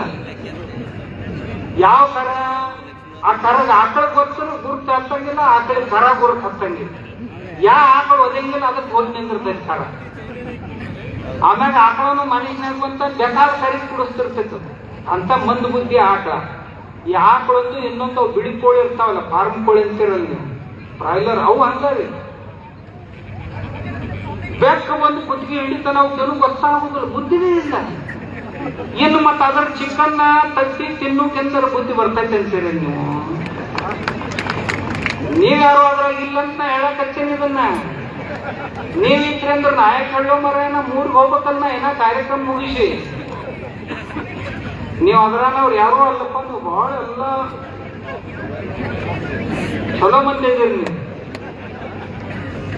ಯಾಕೆ ಮಾತು ಹೇಳಿದೆ ಅಂದ್ರೆ, ನಿಮ್ಮ ಹೊಲ ನಿಮ್ಗೊಂದು ನನ್ನ ವಿನಂತಿ ಏನು ಅಂದ್ರೆ, ಈಗೇನ್ ನಿಮ್ಮ ಹೊಲದ ಸ್ಥಿತಿ ಅಲ್ಲ, ಇದೇ ಸ್ಥಿತಿ ಒಳಗೆ ನಿಮ್ಮ ಮಕ್ಕಳ ಕೈ ಕೊಡಕ್ಕೆ ಸಾಧ್ಯ. ನೀವು ಆ ಹೊಲ ಎಲ್ಲ ಕಲಸ್ ಆಗಿರ್ತೈತೆ, ಮಕ್ಕಳ ಕೈ ಕೊಡುವಲ್ಲಿ ಮುಂದೇನು ಬೆಳೆಲಾರದ ಸ್ಥಿತಿಗೆ ಬರ್ತೈತದು.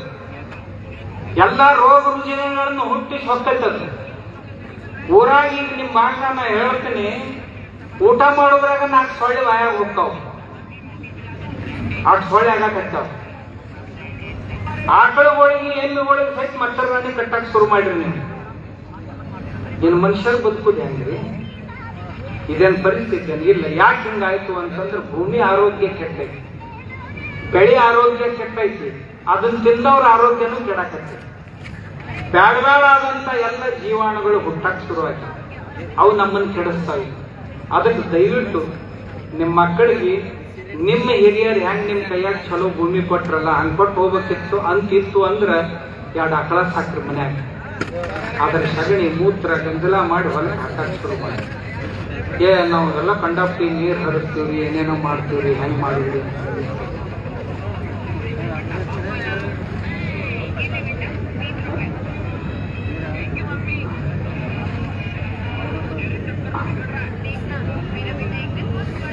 ನೀವು ಬಿಟ್ಟಿದ್ರಿ ತೊಂದ್ರೆ ನಾ ಮುಂಜಾನೆ ತನ ಹೇಳೋದೇನು ನಾಳೆ ಓದ್ಕೊಂಡು ಇಲ್ಲ, ನಾನು ಜಾಸ್ತಿಗೆ ಹೇಳ್ತೀನಿ, ನಿಮಗೆ ಹೇಳ್ತೀನಿ ಬೆಳಿಗ್ಗೆ ಹೆಂಗೆ ಬೆಳ್ಕೋಬೇಕು. ನಮ್ಮ ಹೊಲ್ದಾಗಿಂತ ಶಕ್ತಿ ಐತಿ, ನಮ್ಮ ಹೊಲ್ದಾಗ ತೋರಿಸ್ತೀನಿ. ನಾ ಏನು ಹಾಕಿದ್ರು ನಮ್ಮ ಹೊಲ್ದಲ್ಲಿ ಬೆಳಿ ನೋಡಕ್ ಬರ್ತೀನಿ. ಯಾವ ಔಷಧ ಇವತ್ತಿಂತನ ಹೊಡೆದಿಲ್ಲ. ಅದಕ್ಕೆ ನಮ್ಮ ಹಿರಿಯರು ಏನಂದ್ರು, ಯಾವ ಆಕಳ ಮೇಲೆ ಶ್ರದ್ಧೆ ಇಟ್ಟಾನ, ಗೋವಿನ ಮೇಲೆ ಯಾರ್ದು ಶ್ರದ್ಧೆ ಐತಿ ಅವ್ರಿಗೆ ಹಿಂದೂಗಳು ಅನ್ಬೇಕು ಅಂತ. ನಾ ಇಲ್ಲೇ ಈ ಹುಮ್ನಾಬಾದ್ದಿಂದ ಮುಂದೆ ಹೋದ ಕೂಡಲೇ ಒಂದು ಊರು ಬರ್ತೈತಿ, ಮುಸ್ಲಿಂ ಹೆಸರು ಐತಿ ನೋಡ್ರಿ ಅದು.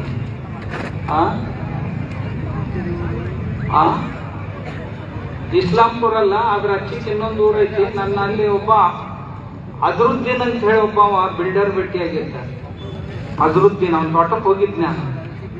ಅವ ದೊಡ್ಡ ಬಿಲ್ಡರ್, ಅವ ಹೈದರಾಬಾದ್ದಾಗ. ಅಲ್ಲೊಂದು ಗೋಶಾಲಿ ಮಾಡ್ಯಾನ, ಫಾರ್ಮ್ ಹೌಸ್ ಮಾಡ್ಯಾನ. ಅವ ಎಷ್ಟಿದ್ದು ಅಂದ್ರೆ ಅವಾಗ 100 ಆಕಳಿದ್ದು. ನಾವು ಅದಾಗ ಯಾಕೆ ಸಾಕಿವ ಅಂತ ಕೇಳಿದ್ರೆ, ಒಂದು ಆಕಳು ಬಂತಂದ್ರೆ 1 ಲಕ್ಷ ರೂಪಾಯಿ ಬರ್ತೈತ್ರಿ ನನ್ಗೆ ಅಂತ ಹೇಳಿದ್ವಿ. ಒಂದು ಆಕಳು ಬಂತಂದ್ರೆ ನಾನು ಹೊಲ್ದಾಗ ನನ್ಗೆ 1 ಲಕ್ಷ ರೂಪಾಯಿ ಉತ್ಪನ್ನ ಹೆಚ್ಚಾಕತ್ರಿ, ಅದಕ್ಕೆ ನಾ ಸಿಕ್ಕಾಪಟ್ಟೆ ಆಕಳುಗಳು ತಗೊಂಡು ಬರ್ತೀನಿ ಅಂತಂದು.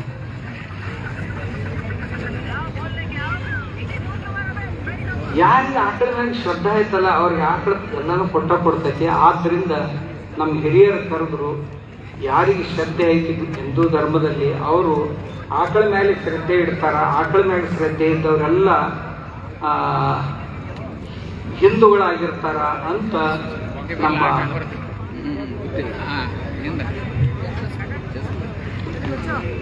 ಹಿಂದುತ್ವದ ಡೆಫಿನಿಷನ್ದೊಳಗೆ ಬರ್ದಾರ. ಅದು ಅಲ್ಲದೆ ನಾ ಇನ್ನೊಂದು ಮಾತು ಹೇಳಿದೆ, ಪಾಪ ಕರ್ಮಗಳಿಂದ ಯಾರು ದೂರ ಇರ್ತಾರೋ ಅವರು ಹಿಂದೂಗಳು ಅಂತ. ಶರಣರೆಲ್ಲ ಆಕಳ ಸಾಕಿದವರು, ಶರಣರೆಲ್ಲ ಪಾಪ ಕರ್ಮಗಳಿಂದ ದೂರ ಇದ್ದವರು ಅನ್ನೋದಕ್ಕೆ. ಮತ್ತೆ ಬಸವಣ್ಣವ್ರು ಇಲ್ಲೋ, ಬಸವಣ್ಣವ್ರಿಗೆ ನಾವು ಹಿಂದೂ ಅನ್ಬೇಕಾತಂತಂದ್ರೆ ಈ ಡೆಫಿನೇಷನ್ ಕುಂದಿರ್ಬೇಕಲ್ಲ. ಬಸವಣ್ಣವ್ರು ಹಿಂದೂಗಳ ಪಾಪ ಕರ್ಮಗಳಿಂದ ಬಸವಣ್ಣವರ ಉಪದೇಶ ಮಾಡಿದ್ದು ಯಾವ್ಯಾವ ಪಾಪ ಕರ್ಮಗಳು? ಕಳಬೇಡ, ಕೊಲಬೇಡ, ಹುಷಿಯ ನುಡಿಯಲು ಬೇಡ, ಮುನಿಯಬೇಡ, ತನ್ನ ಬಣ್ಣಿಸಬೇಡ, ಇದರ ಅಳಿಯಲು ಬೇಡ, ಅನ್ಯರಿಗೆ ಅಸಹ್ಯ ಪಡಬೇಡ, ಇದೇ ಅಂತರಂಗ ಶುದ್ಧಿ, ಇದೇ ಬಹಿರಂಗ ಶುದ್ಧಿ, ಇದೇ ನಮ್ಮ ಕೂಡಲ ಸಂಗಮ ದೇವರ ಒಲಿಸುವ ಪರಿ ಅಂತ ಹೇಳಿದ್ರು. ಅಂದಾಗ ಬಸವಣ್ಣವರು ಪಾಪ ಕರ್ಮಗಳಿಂದ ನಮಗೆ ದೂರಿರುವಂತ ಉಪದೇಶ ಮಾಡ್ಯಾರ ಅಂದ್ರೆ ಇದರ ಅರ್ಥ ಬಸವಣ್ಣವ್ರಿಗೆ ಪಾಪ ಕರ್ಮಗಳು ಸಮ್ಮತ ಇರಲಿಲ್ಲ. ಆದ್ದರಿಂದ ಬಸವಣ್ಣವರು ಹಿಂದೂಗಳಾಗಿದ್ರು. ಆದ್ದರಿಂದ ಇದು ಬಸವಾದಿ ಪ್ರಮಥರ ಬೃಹತ್ ಹಿಂದೂ ಸಮಾವೇಶ ಅಂತ ಕರೆದದ್ದು. ಆಮೇಲೆ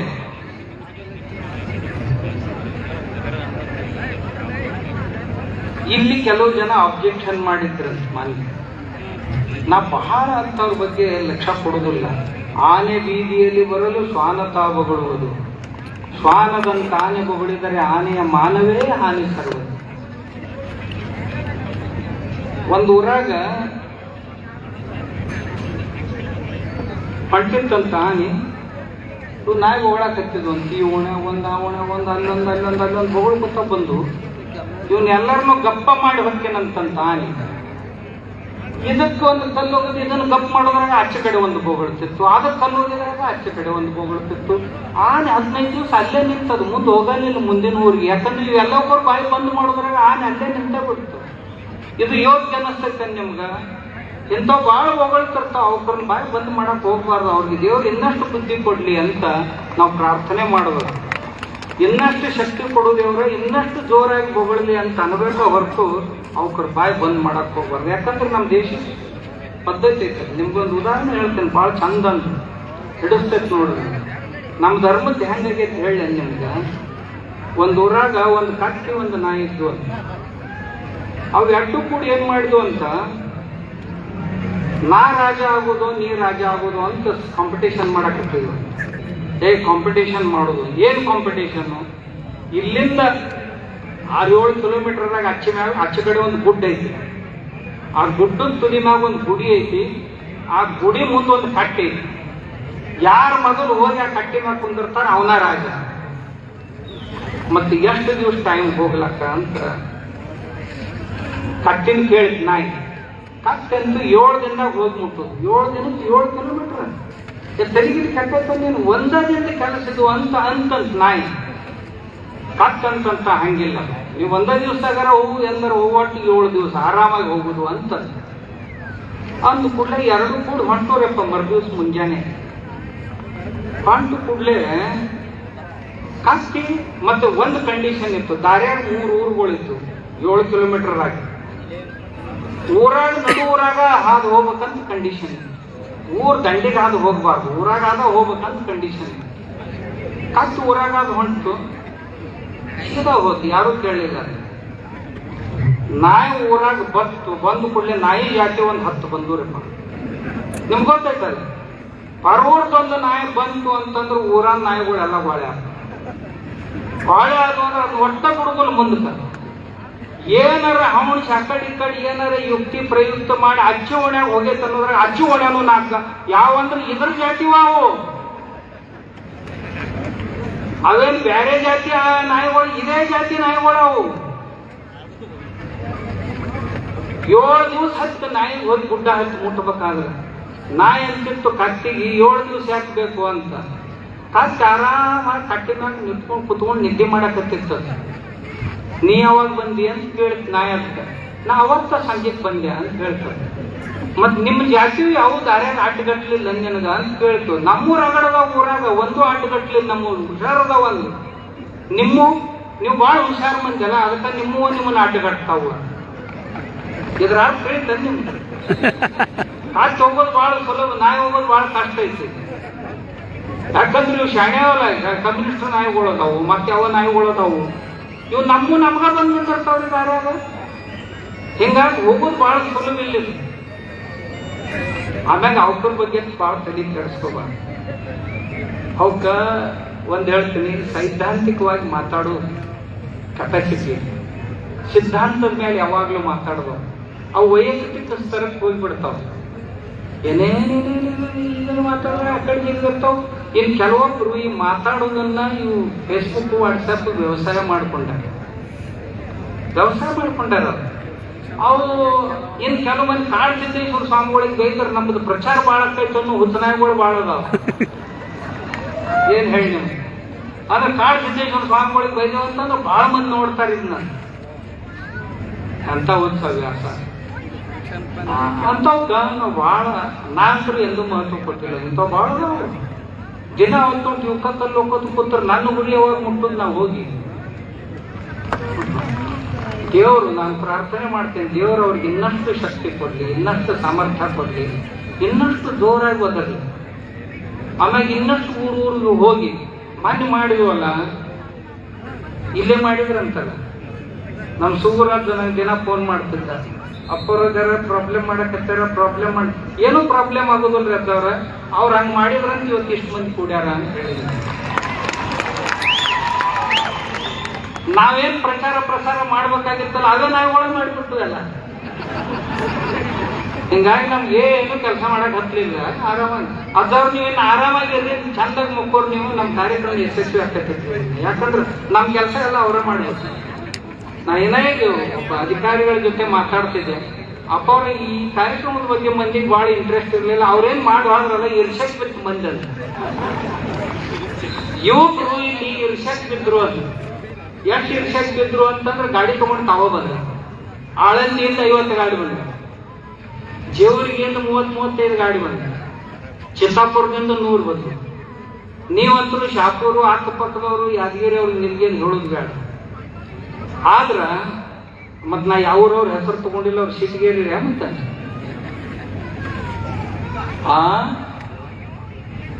ನಾ ಏನಿದ್ ಹೇಳ್ಬಾರ್ದಂದಿದ್ದೆ. ಅವ್ರ ಗುರುಗಳು ಬಂದು ಹೇಳಿದ್ರು, ಅದನ್ನ ಹೇಳ್ರಿ ಅವ್ರಿಗೆಲ್ಲ. ಈ ನಾ ಯಾರಿಗೆ ಬಸವ ತಾಲಿಬಾನಿಗಳಂತ ಕರಿತೀನಲ್ಲ ಅವ್ರು ಹೇಳಕತ್ತೀನಿ ಅಂತ.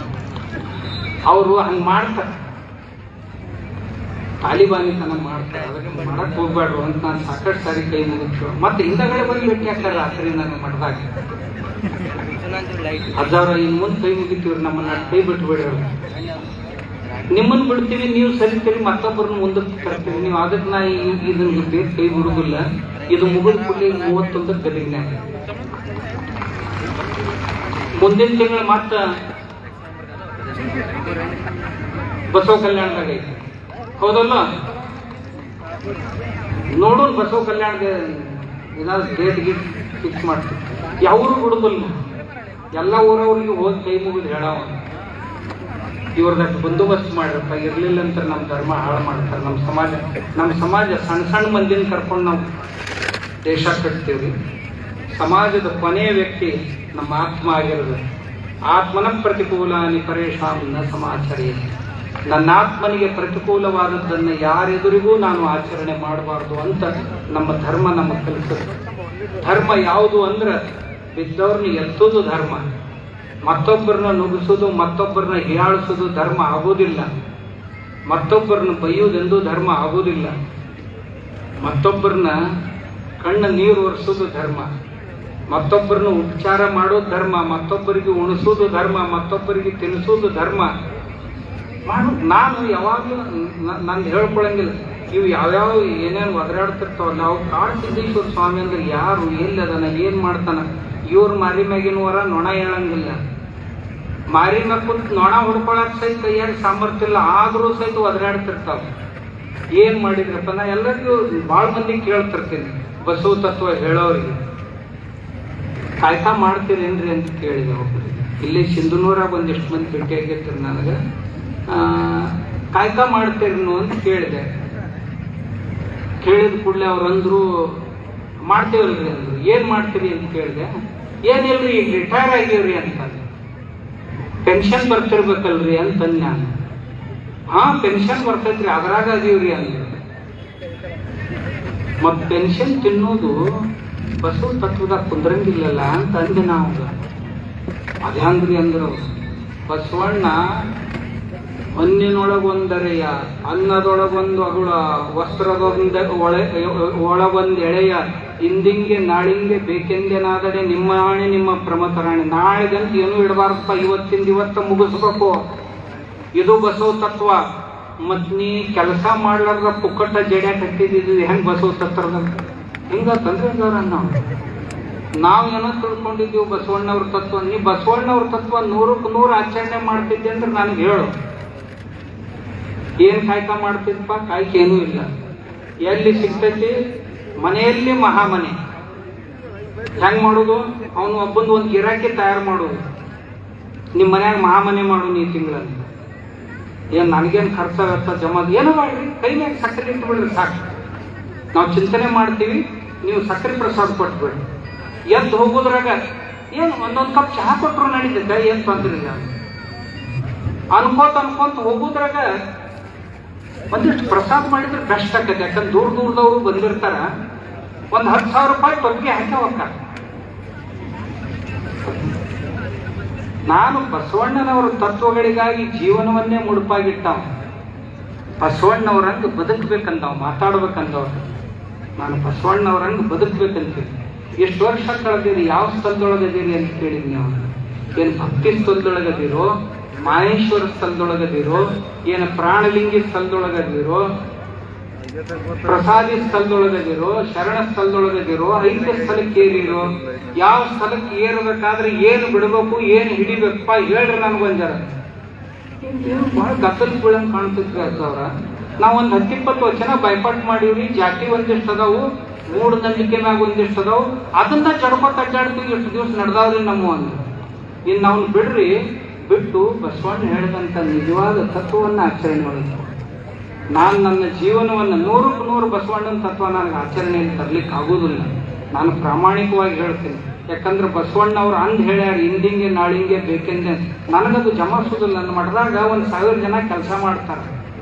ತಿಂಗಳಿಗೆ 2 ಕೋಟಿ ರೂಪಾಯಿ ಪಗಾರ ಮಾಡ್ಬೇಕು. ನಾನು ಇಂದಿಂಗೆ ನಾಳಿಂಗೆ ಬೇಕೆಂದೇನ ಆದಡೆ ಅಂದ್ರೆ ಏನು ಅಡ್ಡು ಬೀಳಿ ಅವ್ರ ಮುಂದೆ ನಾಳಿಗೆ ಎಷ್ಟು ಮಂದಿ ಪಗಾರ ಎಲ್ಲಿ ತಂದ್ಕೊಡ್ಲಿ ನನ್ಗೆ ಇಡಬೇಕಾಕತಿ. ನಾಳೆ ಸಲ ಒಂದಿಟ್ಟು ಕಡೆಗೆ ತಿಂಗಳು ಕೊನೆ ತನಾರ ಇಟ್ಟು ಇಡಬೇಕಾಕತಿ.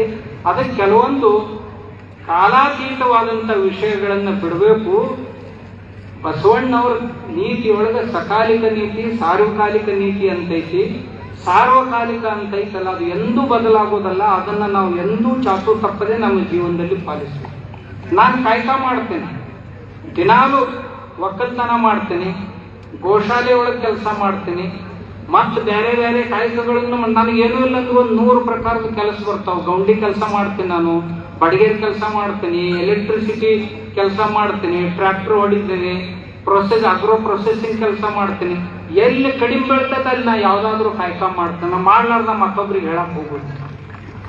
ಅದಕ್ಕೆ ಅರ್ಥ ಮಾಡ್ಕೊಡ್ರಿ ಅಂತ ಹೇಳ್ತೀನಿ ನಾನು ಪುಣ್ಯಾತ್ಮರಿಗೆ. ಮತ್ತೊಬ್ಬರಿಗೆ ಮಾತಾಡ್ಬೇಕಾದ್ರೆ ನೀವೇನು ಮಾಡ್ತೀರಿ ನೋಡ್ಕೊರಿ ಅನ್ಸ. ಎರಡನೇದು ನಾನು ಅವ್ರಿಗೆ ಕೇಳ್ತೇನೆ, ಅಲ್ರಿ ಬಸವ ತತ್ವ ಅಂತಿರಲ್ಲ, ಬಸವ ತತ್ವದೊಳಗೆ ದಾಸೋ ಅಂತೈತಿ ಮಾಡ್ತೀರೇನು ಮನ್ಯಾಗ ಅಂತ ಕೇಳಿ. ಹುಣ್ಣಿಗೆ ಅಮಾಸಿಗೆ ನಮ್ಮ ಮನೆ ಗುರುಗಳು ಸ್ವಾಮಿಗಳು ಬರ್ತಾರ್ರಿ, ಅವತ್ತು ನಾವು ತೀರ್ಥ ತಗೊಂಡು ಅವ್ರಿಗೆ ಊಟ ಮಾಡಿಸ್ತೀವ್ರಿ. ಇದು ದಾಸೋಹನ ಅಂತ ಕೇಳಿದ್ ನಾನು. ದಾಸೋಹ ಅಂದ್ರೆ ಸತ್ಯ ಶುದ್ಧ ಭಾವನೆಯಿಂದ ಕಾಯಕವನ್ನು ಮಾಡಿ ಗಳಿಸ್ಕೊಟ್ಟು ಬಂದದ್ರಾಗ ಮೊದಲ ಯಾರಾದರೂ ಅವಶ್ಯಕತೆ ಉಳ್ಳಂತ ವ್ಯಕ್ತಿಗೆ ಊಟ ಮಾಡಿಸಿ ಉಳಿದದ್ದನ್ನು ನೀವು ಉಣ್ಬೇಕಂತೈತಿ.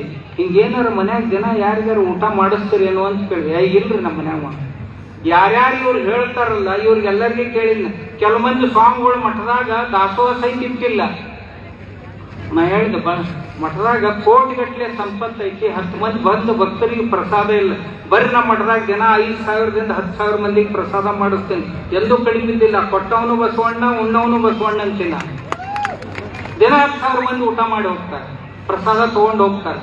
ನಾವೆಂದೂ ಆ ಭಾವನೆಯನ್ನ ತಾಳಿಲ್ಲ. ಕೊಡವನು ಅವನ, ತಗೊಂಡವನು ಅವನ. ಅಷ್ಟೇ ಅಲ್ಲ, ಅವ್ರಿಗೆ ಕೇಳಿದ್ನ ಬಸವಣ್ಣ ಸಮಾನತೆಯನ್ನು ಹೇಳ್ಯಾನ, ಏನ್ರ ನಿಮ್ಮ ಜೀವನದೊಳಗೆ ಆಚರಣೆಯಲ್ಲಿ ತಂದಿರೇನು ಅಂತ ಕೇಳಿದೆ. ಸ್ವಾಮಿಗಳಿಗೆ ಕೇಳಿದೆ, ಯಾರಿಗೂ ಹೇಳ್ತಾರಲ್ಲ ಸ್ವಾಮಿಗಳಿಗೆ ಭಾಳ ಚಂದಾಗ ಹೇಳ್ತಿರ್ತಾರೆ. ಅಲ್ಲೆಲ್ಲೆಲ್ಲೆಲ್ಲಿ ದೊಡ್ಡ ದೊಡ್ಡ ಮಠಗಳು ಕಟ್ಕೊಂಡಾರ. ಸಮಾನತೆ ಏನು ತಂದಿರೇನಂತ ಕೇಳಿದೆ. ಏನು ಎಲ್ಲಿ ಸಮಾನ? ನಾನು 12ನೇ ಶತಮಾನದೊಳಗೆ ಬಸವಣ್ಣ ಸ್ತ್ರೀ ಪುರುಷ ಸಮಾನತೆ ಹೇಳ್ಯಾನ, ವರ್ಣ ಸಮಾನತೆಯನ್ನು ಹೇಳ್ಯಾನ, ಜಾತಿ ಸಮಾನತೆಯನ್ನು ಹೇಳ್ಯಾನ, ವರ್ಗ ಭೇದವನ್ನು ಬಿಟ್ಕೊಡ್ರಿ ಅಂತ ಹೇಳ್ಯಾನ. ನೀವು ದಿನ ಪ್ರವಚನ ಮಾಡ್ಕೊತ ಅಡ್ಡಾಡ್ತಿರಲ್ಲ ಬಸವಣ್ಣವ್ರ ಹೆಸರ್ಲೆ, ಎಷ್ಟು ಮಂದಿ ಸಮಾನತೆ ತಂದಿರಿ ಅಂತ. ನಿಮ್ಮ ಮಠಕ್ಕೆ ಒಬ್ಬ ಹೆಣ್ಮಗಳನ್ನ ಮಾಡ್ಬೇಕಾಗಿತ್ತಲ್ಲ, ಮಾಡಿರೇನಂತ ಕೇಳಿದೆ. ಸ್ತ್ರೀ ಪುರುಷ ಸಮಾನತೆ ಹೇಳ್ಯಾನಲ್ಲ ಬಸವಣ್ಣ, 800 ವರ್ಷದಾಗ ಒಬ್ಬರು ಮಾಡಿಲ್ಲ. ಇದಂತ ಸಮಾನ. ನಾ ಕೇಳಿದೆ, ನಿಮ್ಮ ಮಠಕ್ಕೆ ನಿಮ್ಮ ಅಣ್ತಮ್ಮರು ನಿಮ್ಮ ಮನೆಯವ್ರನ್ನ ಬಿಟ್ಟು ಹೊರಗಿನವ್ರನ್ನ ಯಾರನ್ನಾರು ಎಂದರ ಮಾಡಿರೇನು ಉತ್ತರಾಧಿಕಾರಿ ಅಂತ. ಹರಳಯ್ಯನವ್ರ ಮನೆಯವ್ರನ್ನ, ಸಮಗಾರ ಹರಳಯ್ಯನ ಮನೆಯವ್ರನ್ನ, ಮಡಿವಾಳ ಮಾಚಿದೇವರ ಮನೆಯವ್ರನ್ನ, ಹಡಪದ ಅಪ್ಪಣ್ಣನ ಮನೆಯವ್ರನ್ನ ಕರ್ಕೊಂಡು ಬಂದು ಉತ್ತರಾಧಿಕಾರಿ ಮಾಡಿರೇನಂತ ಕೇಳಿದೆ. ಇಲ್ರಿ. ಮತ್ತೆ ಹೆಂಗೆ ಬಸವ ತತ್ವ ಹೇಳಕ್ಕೆ ಯೋಗ್ಯರಾಗ್ತೀರಿ ನೀವು ಅಂತ. ನಿಮ್ಮ ಮಠದೊಳಗೆ ನೌಕರರ ಯಾರದಾರ ಅಂತ ಕೇಳಿದೆ. ಎಲ್ಲ ಮೇಲ್ವರ್ಗದವರೇ ಅದಾರ. ಬಾ ಅಂದೆ, ನಮ್ಮ ಮಠಕ್ಕೆ ಬರ್ರಿ. ನಮ್ಮ ಮಠದ ಚೀಫ್ ಅಡ್ಮಿನಿಸ್ಟ್ರೇಟಿವ್ ಆಫೀಸರ್ ವಡ್ರಮದ, ನಮ್ಮ ಮಠದ ಎಕ್ಸಿಕ್ಯೂಟಿವ್ ಡೈರೆಕ್ಟರು ಸಮಗಾರ ಸಮಾಜದವದ. ತಿಂಗಳ ಏನೂ ಇಲ್ಲ ಅಂತಂದ್ರು 10 ಕೋಟಿ ರೂಪಾಯಿ ವ್ಯವಹಾರ ಅವರ ನೋಡ್ಕೋತಾರೆ.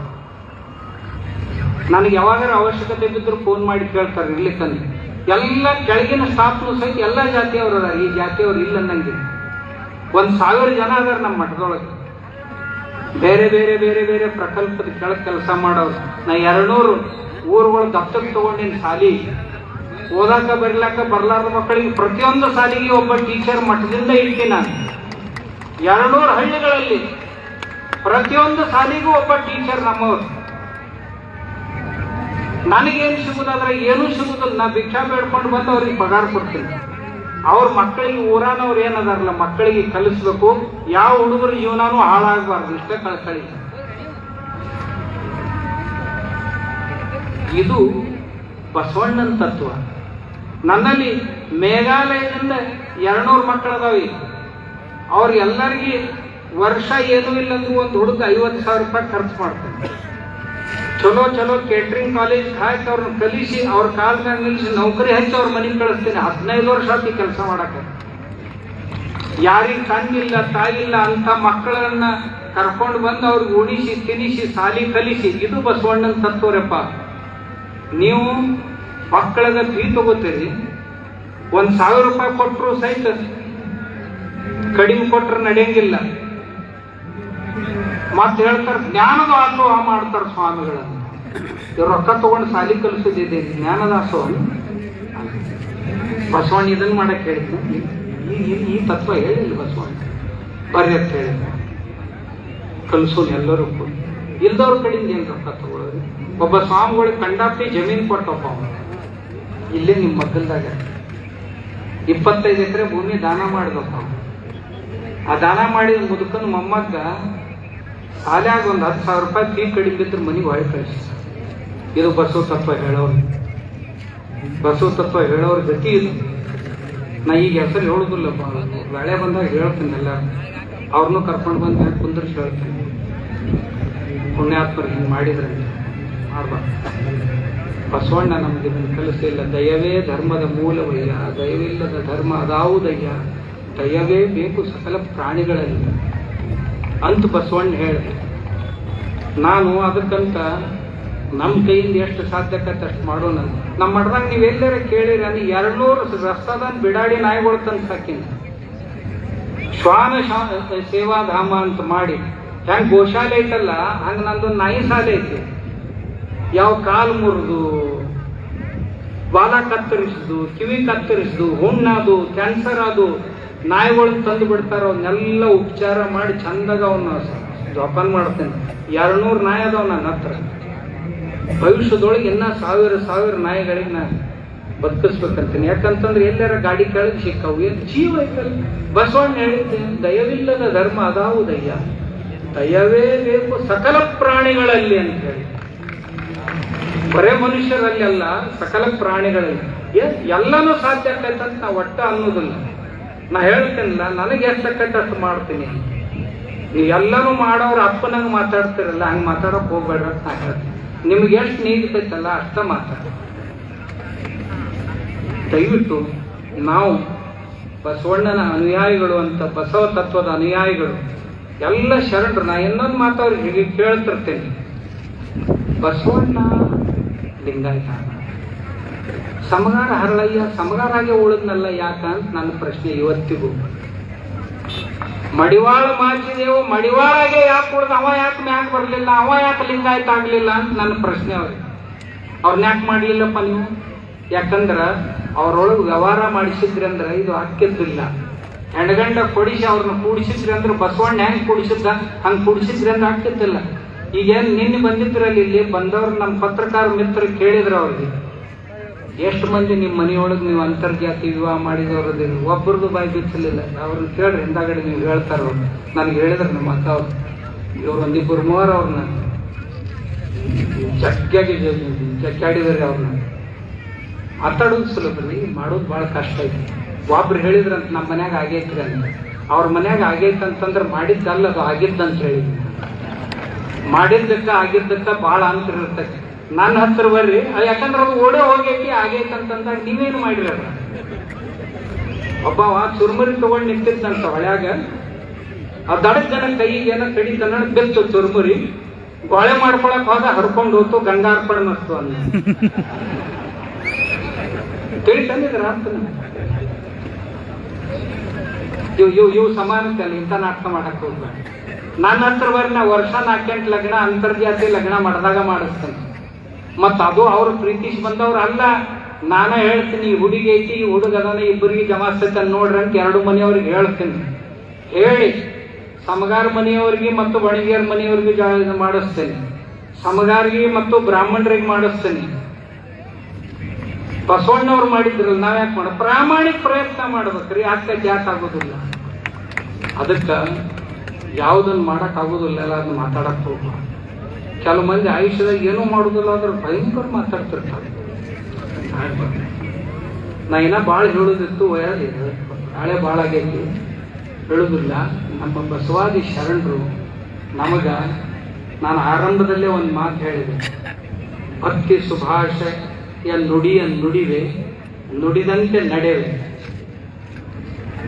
ನಡೆಯಲ್ಲಿ ನುಡಿಯ ಅಳವಡಿಸಿಕೊಳ್ಳುವೆ, ಮೇಲೆ ತಾಕಡಿ ಭಗವಂತನ ಕೈಯಾಗ. ಏನಂತ? ಈ ಮನುಷ್ಯ ಮಾತಾಡಿದ್ದು ಒಂದ್ರಾಗಿಡ್ತಾನ ತಕ್ಕಡ್ಯಾಗ, ಮತ್ತೆ ಇವ ಮಾಡಿದ್ದು ಒಂದ್ರಾಗಿಡ್ತಾನ.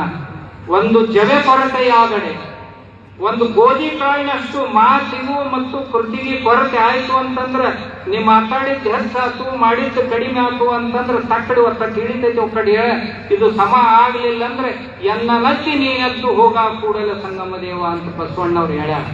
ಹಂಗ ನಾ ಅಂತೀನಿ, ನಾವು ಕಡಿಮೆ ಮಾತಾಡಬೇಕು, ಹೆಚ್ಚು ಕೆಲಸ ಮಾಡಬೇಕು. ಆದ್ರೂ ಹೂ ಅಂತ ಮಾತಾಡಿ ಏನು ಮಾಡದೆ ಹೇಳ್ತಾರೆ. ನಮ್ಮ ಸೂಗೂರೇಶ್ವರ ಶ್ರೀಗಳು ಈ ಸಮಾರಂಭಕ್ಕೆ ಬಹಳ ಪ್ರಯಾಸ ಪಡ್ತಾರೆ. ಕಳೆದ 15 ದಿನಗಳಿಂದಲೂ ಸಹಿತ ಒಂದಿಲ್ಲ ಏನೇನೋ ತೊಂದರೆಗಳು ಬರ್ತಿದ್ದು ಮಾಡ್ತಿದ್ದು, ಸಂಯಮವನ್ನ ಬಿಟ್ಟು ಕೊಡ್ಲಾರ್ದನ ಯಾರ್ಯಾರು ಬಂದ್ರು ಅವ್ರನ್ನೆಲ್ಲರನ್ನು ಕರ್ಕೊಂಡು ಮಾಡಿದ್ರು. ಇದ್ರ ಜೊತೆಗೆ ತಾವು ಎಲ್ಲ ಸಮಾಜದವರು ಅವ್ರ ಕರೆದಾಗ ಬಂದ್ರಿ. ಇದರ ಜೊತೆಗೆ ಕೆಲವು ರಾಜಕೀಯ ನಾಯಕರು ತಮ್ಮ ಪರಿಯಲ್ಲಿ ಹಳ್ಳಿಗಳಿಗೆ ಹೋಗಿ, ಕೆಲವು ಜನ ಸ್ವಾಮೀಜಿಗಳು ಸಹಿತ ಹಳ್ಳಿಗಳಿಗೆ ಹೋಗಿ ಕಾರ್ಯಕ್ರಮ ಹೀಗಿದೆ ಬರ್ರಿ ಅಂತ, ಬರ್ಲಿ ಬಿಡ್ಲಿ ಜನರ ಇಚ್ಛೆ ಇದೆ ಅಂತ ತಿಳಿಸೋದರ ನಮ್ಮ ಕರ್ತವ್ಯ ಅಂತ ತಿಳ್ಕೊಂಡು ಅವೆಲ್ಲರೂ ಮಾಡಿದಂಥ ಪ್ರಯತ್ನ. ಅದಕ್ಕೆ ಅಧಿಷ್ಠಾನವಾಗಿ ನಮ್ಮ ಸೂಗೂರ್ ಅಜ್ಜವರು ಭಾಳ ಕಡಿಮೆ ಮಾತಾಡ್ತಾರೆ. ಇವತ್ತು ಅವರು ಭಾಳ ಮಾತಾಡ್ಬೇಕಾಗಿತ್ತು, ಅವರೇ ಅಧಿಷ್ಠಾನ ಇರೋದ್ರಿಂದ ಅವ್ರು ಮಾತಾಡ್ಲಿಲ್ಲ. ಇರ್ಲಿಲ್ಲ ಅಂದ್ರೆ ಅವ್ರ ಒಳಗೆ ಭಾಳ ರೋಷ ಸಿಗ್ತೀವ. ಅವ್ರದ್ದು ಯಾವಾಗ ಕಡಿಮೆ ಆತಂದ್ರೆ 15ನೇ ತಾರೀಕಿಗೆ ಕೂಲಿ ಮಂದಿ ಕರ್ಕೊಂಡು ಬಂದೇನು ಕಾರ್ಯಕ್ರಮ ಮಾಡಿದಾರಲ್ಲ, ಮುಗಿತಂದ್ರಿಂದ ನಾವು. ಯಾಕಂತಂದ್ರೆ ಮನ್ರೇಗಾದ ಮಂದಿ ಕರ್ಕೊಂಡು ಬಂದಿರಲ್ಲ, ಅವಾಗ ಗೊತ್ತಾತ ಹಿಂಗಾಗ್ತದೆ ಅಂತ.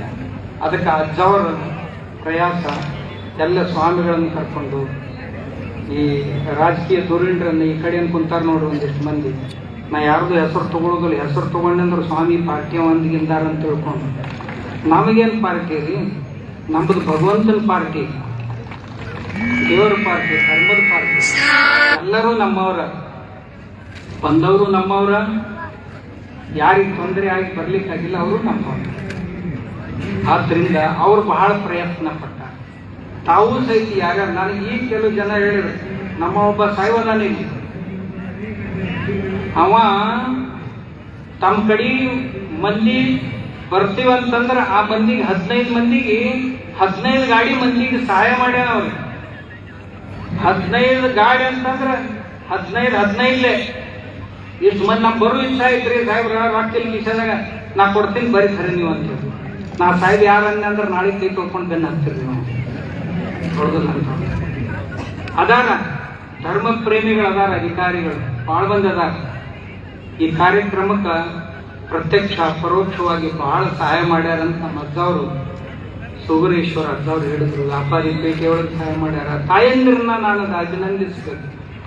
ಆ ಹೂಗಳು ಬೆಳಿಗ್ಗೆ ಬಂದು ಆ ಎಲ್ಲ ಶೃಂಗಾರ ಮಾಡುವಂತ ಕೆಲಸ, ಕಲಶಗಳನ್ನು ತಗೊಂಡು ಬರುವಂತ ಕೆಲಸ, ಯಾವ ಮನ್ಯಾಗ ಅವ್ವಗಳು ಹಿಂದಿಗಿಷ್ಟು ಕೆಲಸ ಇರ್ತಾವ್ರು ನಿಮ್ಗೆ ಹೇಳ್ತೀನಿ.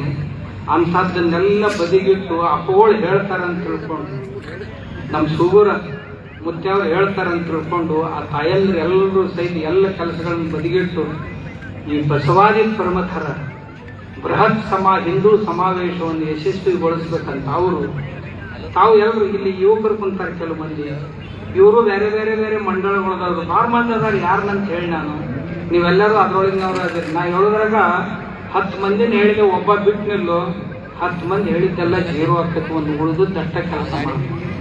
ಅದು ಎಷ್ಟು ಕೆಲಸ ಮಾಡ್ತೈತೆ ಅಂದ್ರೆ ಹೊಳ್ಳಿ ನಾನು ಈ ಕಡೆ ಬರ್ಲಾರ್ದಂಗೆ ಮಾಡ್ತೈತೆ. ಅದಕ್ಕೆ ದಯವಿಟ್ಟು ಯಾರು ಆ ರೀತಿ ಭಾವಿಸಬಾರ್ದು. ಅವೆಲ್ಲರೂ ಕೂಡಿ ಪೂಜ್ಯರ ಆದೇಶದಂತೆ ಎಲ್ಲ ಪೂಜ್ಯರು, ನಾ ಮರೆತು ನೋಡ್ರಿ, ನಮ್ಮವ್ವ ಮರೆಸ್ಕೊಡ್ತು. ನಮ್ಮವ್ವ ಬಚ್ಚದಾಳಿ, ನಮ್ಮವ್ವ ಅಂದ್ರೆ ಇಂದಿರಾ ಗಾಂಧಿ ಇದ್ದಂಗ. ಈ ಕಡೆ ಅವುಗಳು ಭಾಳ ಮಂದಿ ಅದಾರ, ಅಲ್ಲಿ ಹಿಂದೂ ಕುಂತಾರ. ಈ ಎಲ್ಲ ಪೂಜ್ಯರು ಕೆಲವು ಜನರಿಗೆ ಸುಗರ ಮತ್ತೆ ಅವರು ವಿನಂತಿ ಮಾಡ್ಕೊಂಡ್ರ, ಅವ್ರ ವಿನಂತಿಯನ್ನು ಮನ್ನಿಸಿ ನಮ್ಮ ಈ ಬಳ್ಳಾರಿ ಆದ ಕಲ್ಯಾಣ ಪದ ಏನದಾರಲ್ಲ ಅವ್ರು ಮಾತಾಡ್ಬೇಕಾಗಿತ್ತು. ಅಚ್ಚಿ ಊರಾಗ ಮಳಿ ಬಂತಂದು ಸುದ್ದಿ ಬಂತು, ಭಾರಿ ಮಳಿ ಬೀಳಕತ್ತೈತಿ, ಅದಕ್ಕೆ ಉಳಿದವ್ರೆಲ್ಲ ಕ್ಯಾನ್ಸಲ್ ಮಾಡ್ರಿ, ಸ್ವಾಮಿಗಳು ಮಾತಾಡ್ಲಿ ಅಂದ್ರು. ನಾ ಮಾತಾಡಕತ್ತಾನ, ಅದು ಹೋತು. ಏನ್ ಮಾಡು, ನಾಂದೆ ಇವ್ರು 15ನೇ ತಾರೀಕಿಗೆ ವಾದವ್ರ ಅಟ್ಟ ವಾದ್ರು ಅಂದ್ರೆ ಅದು ಶಟ್ಕೊಂಡು ಏನ್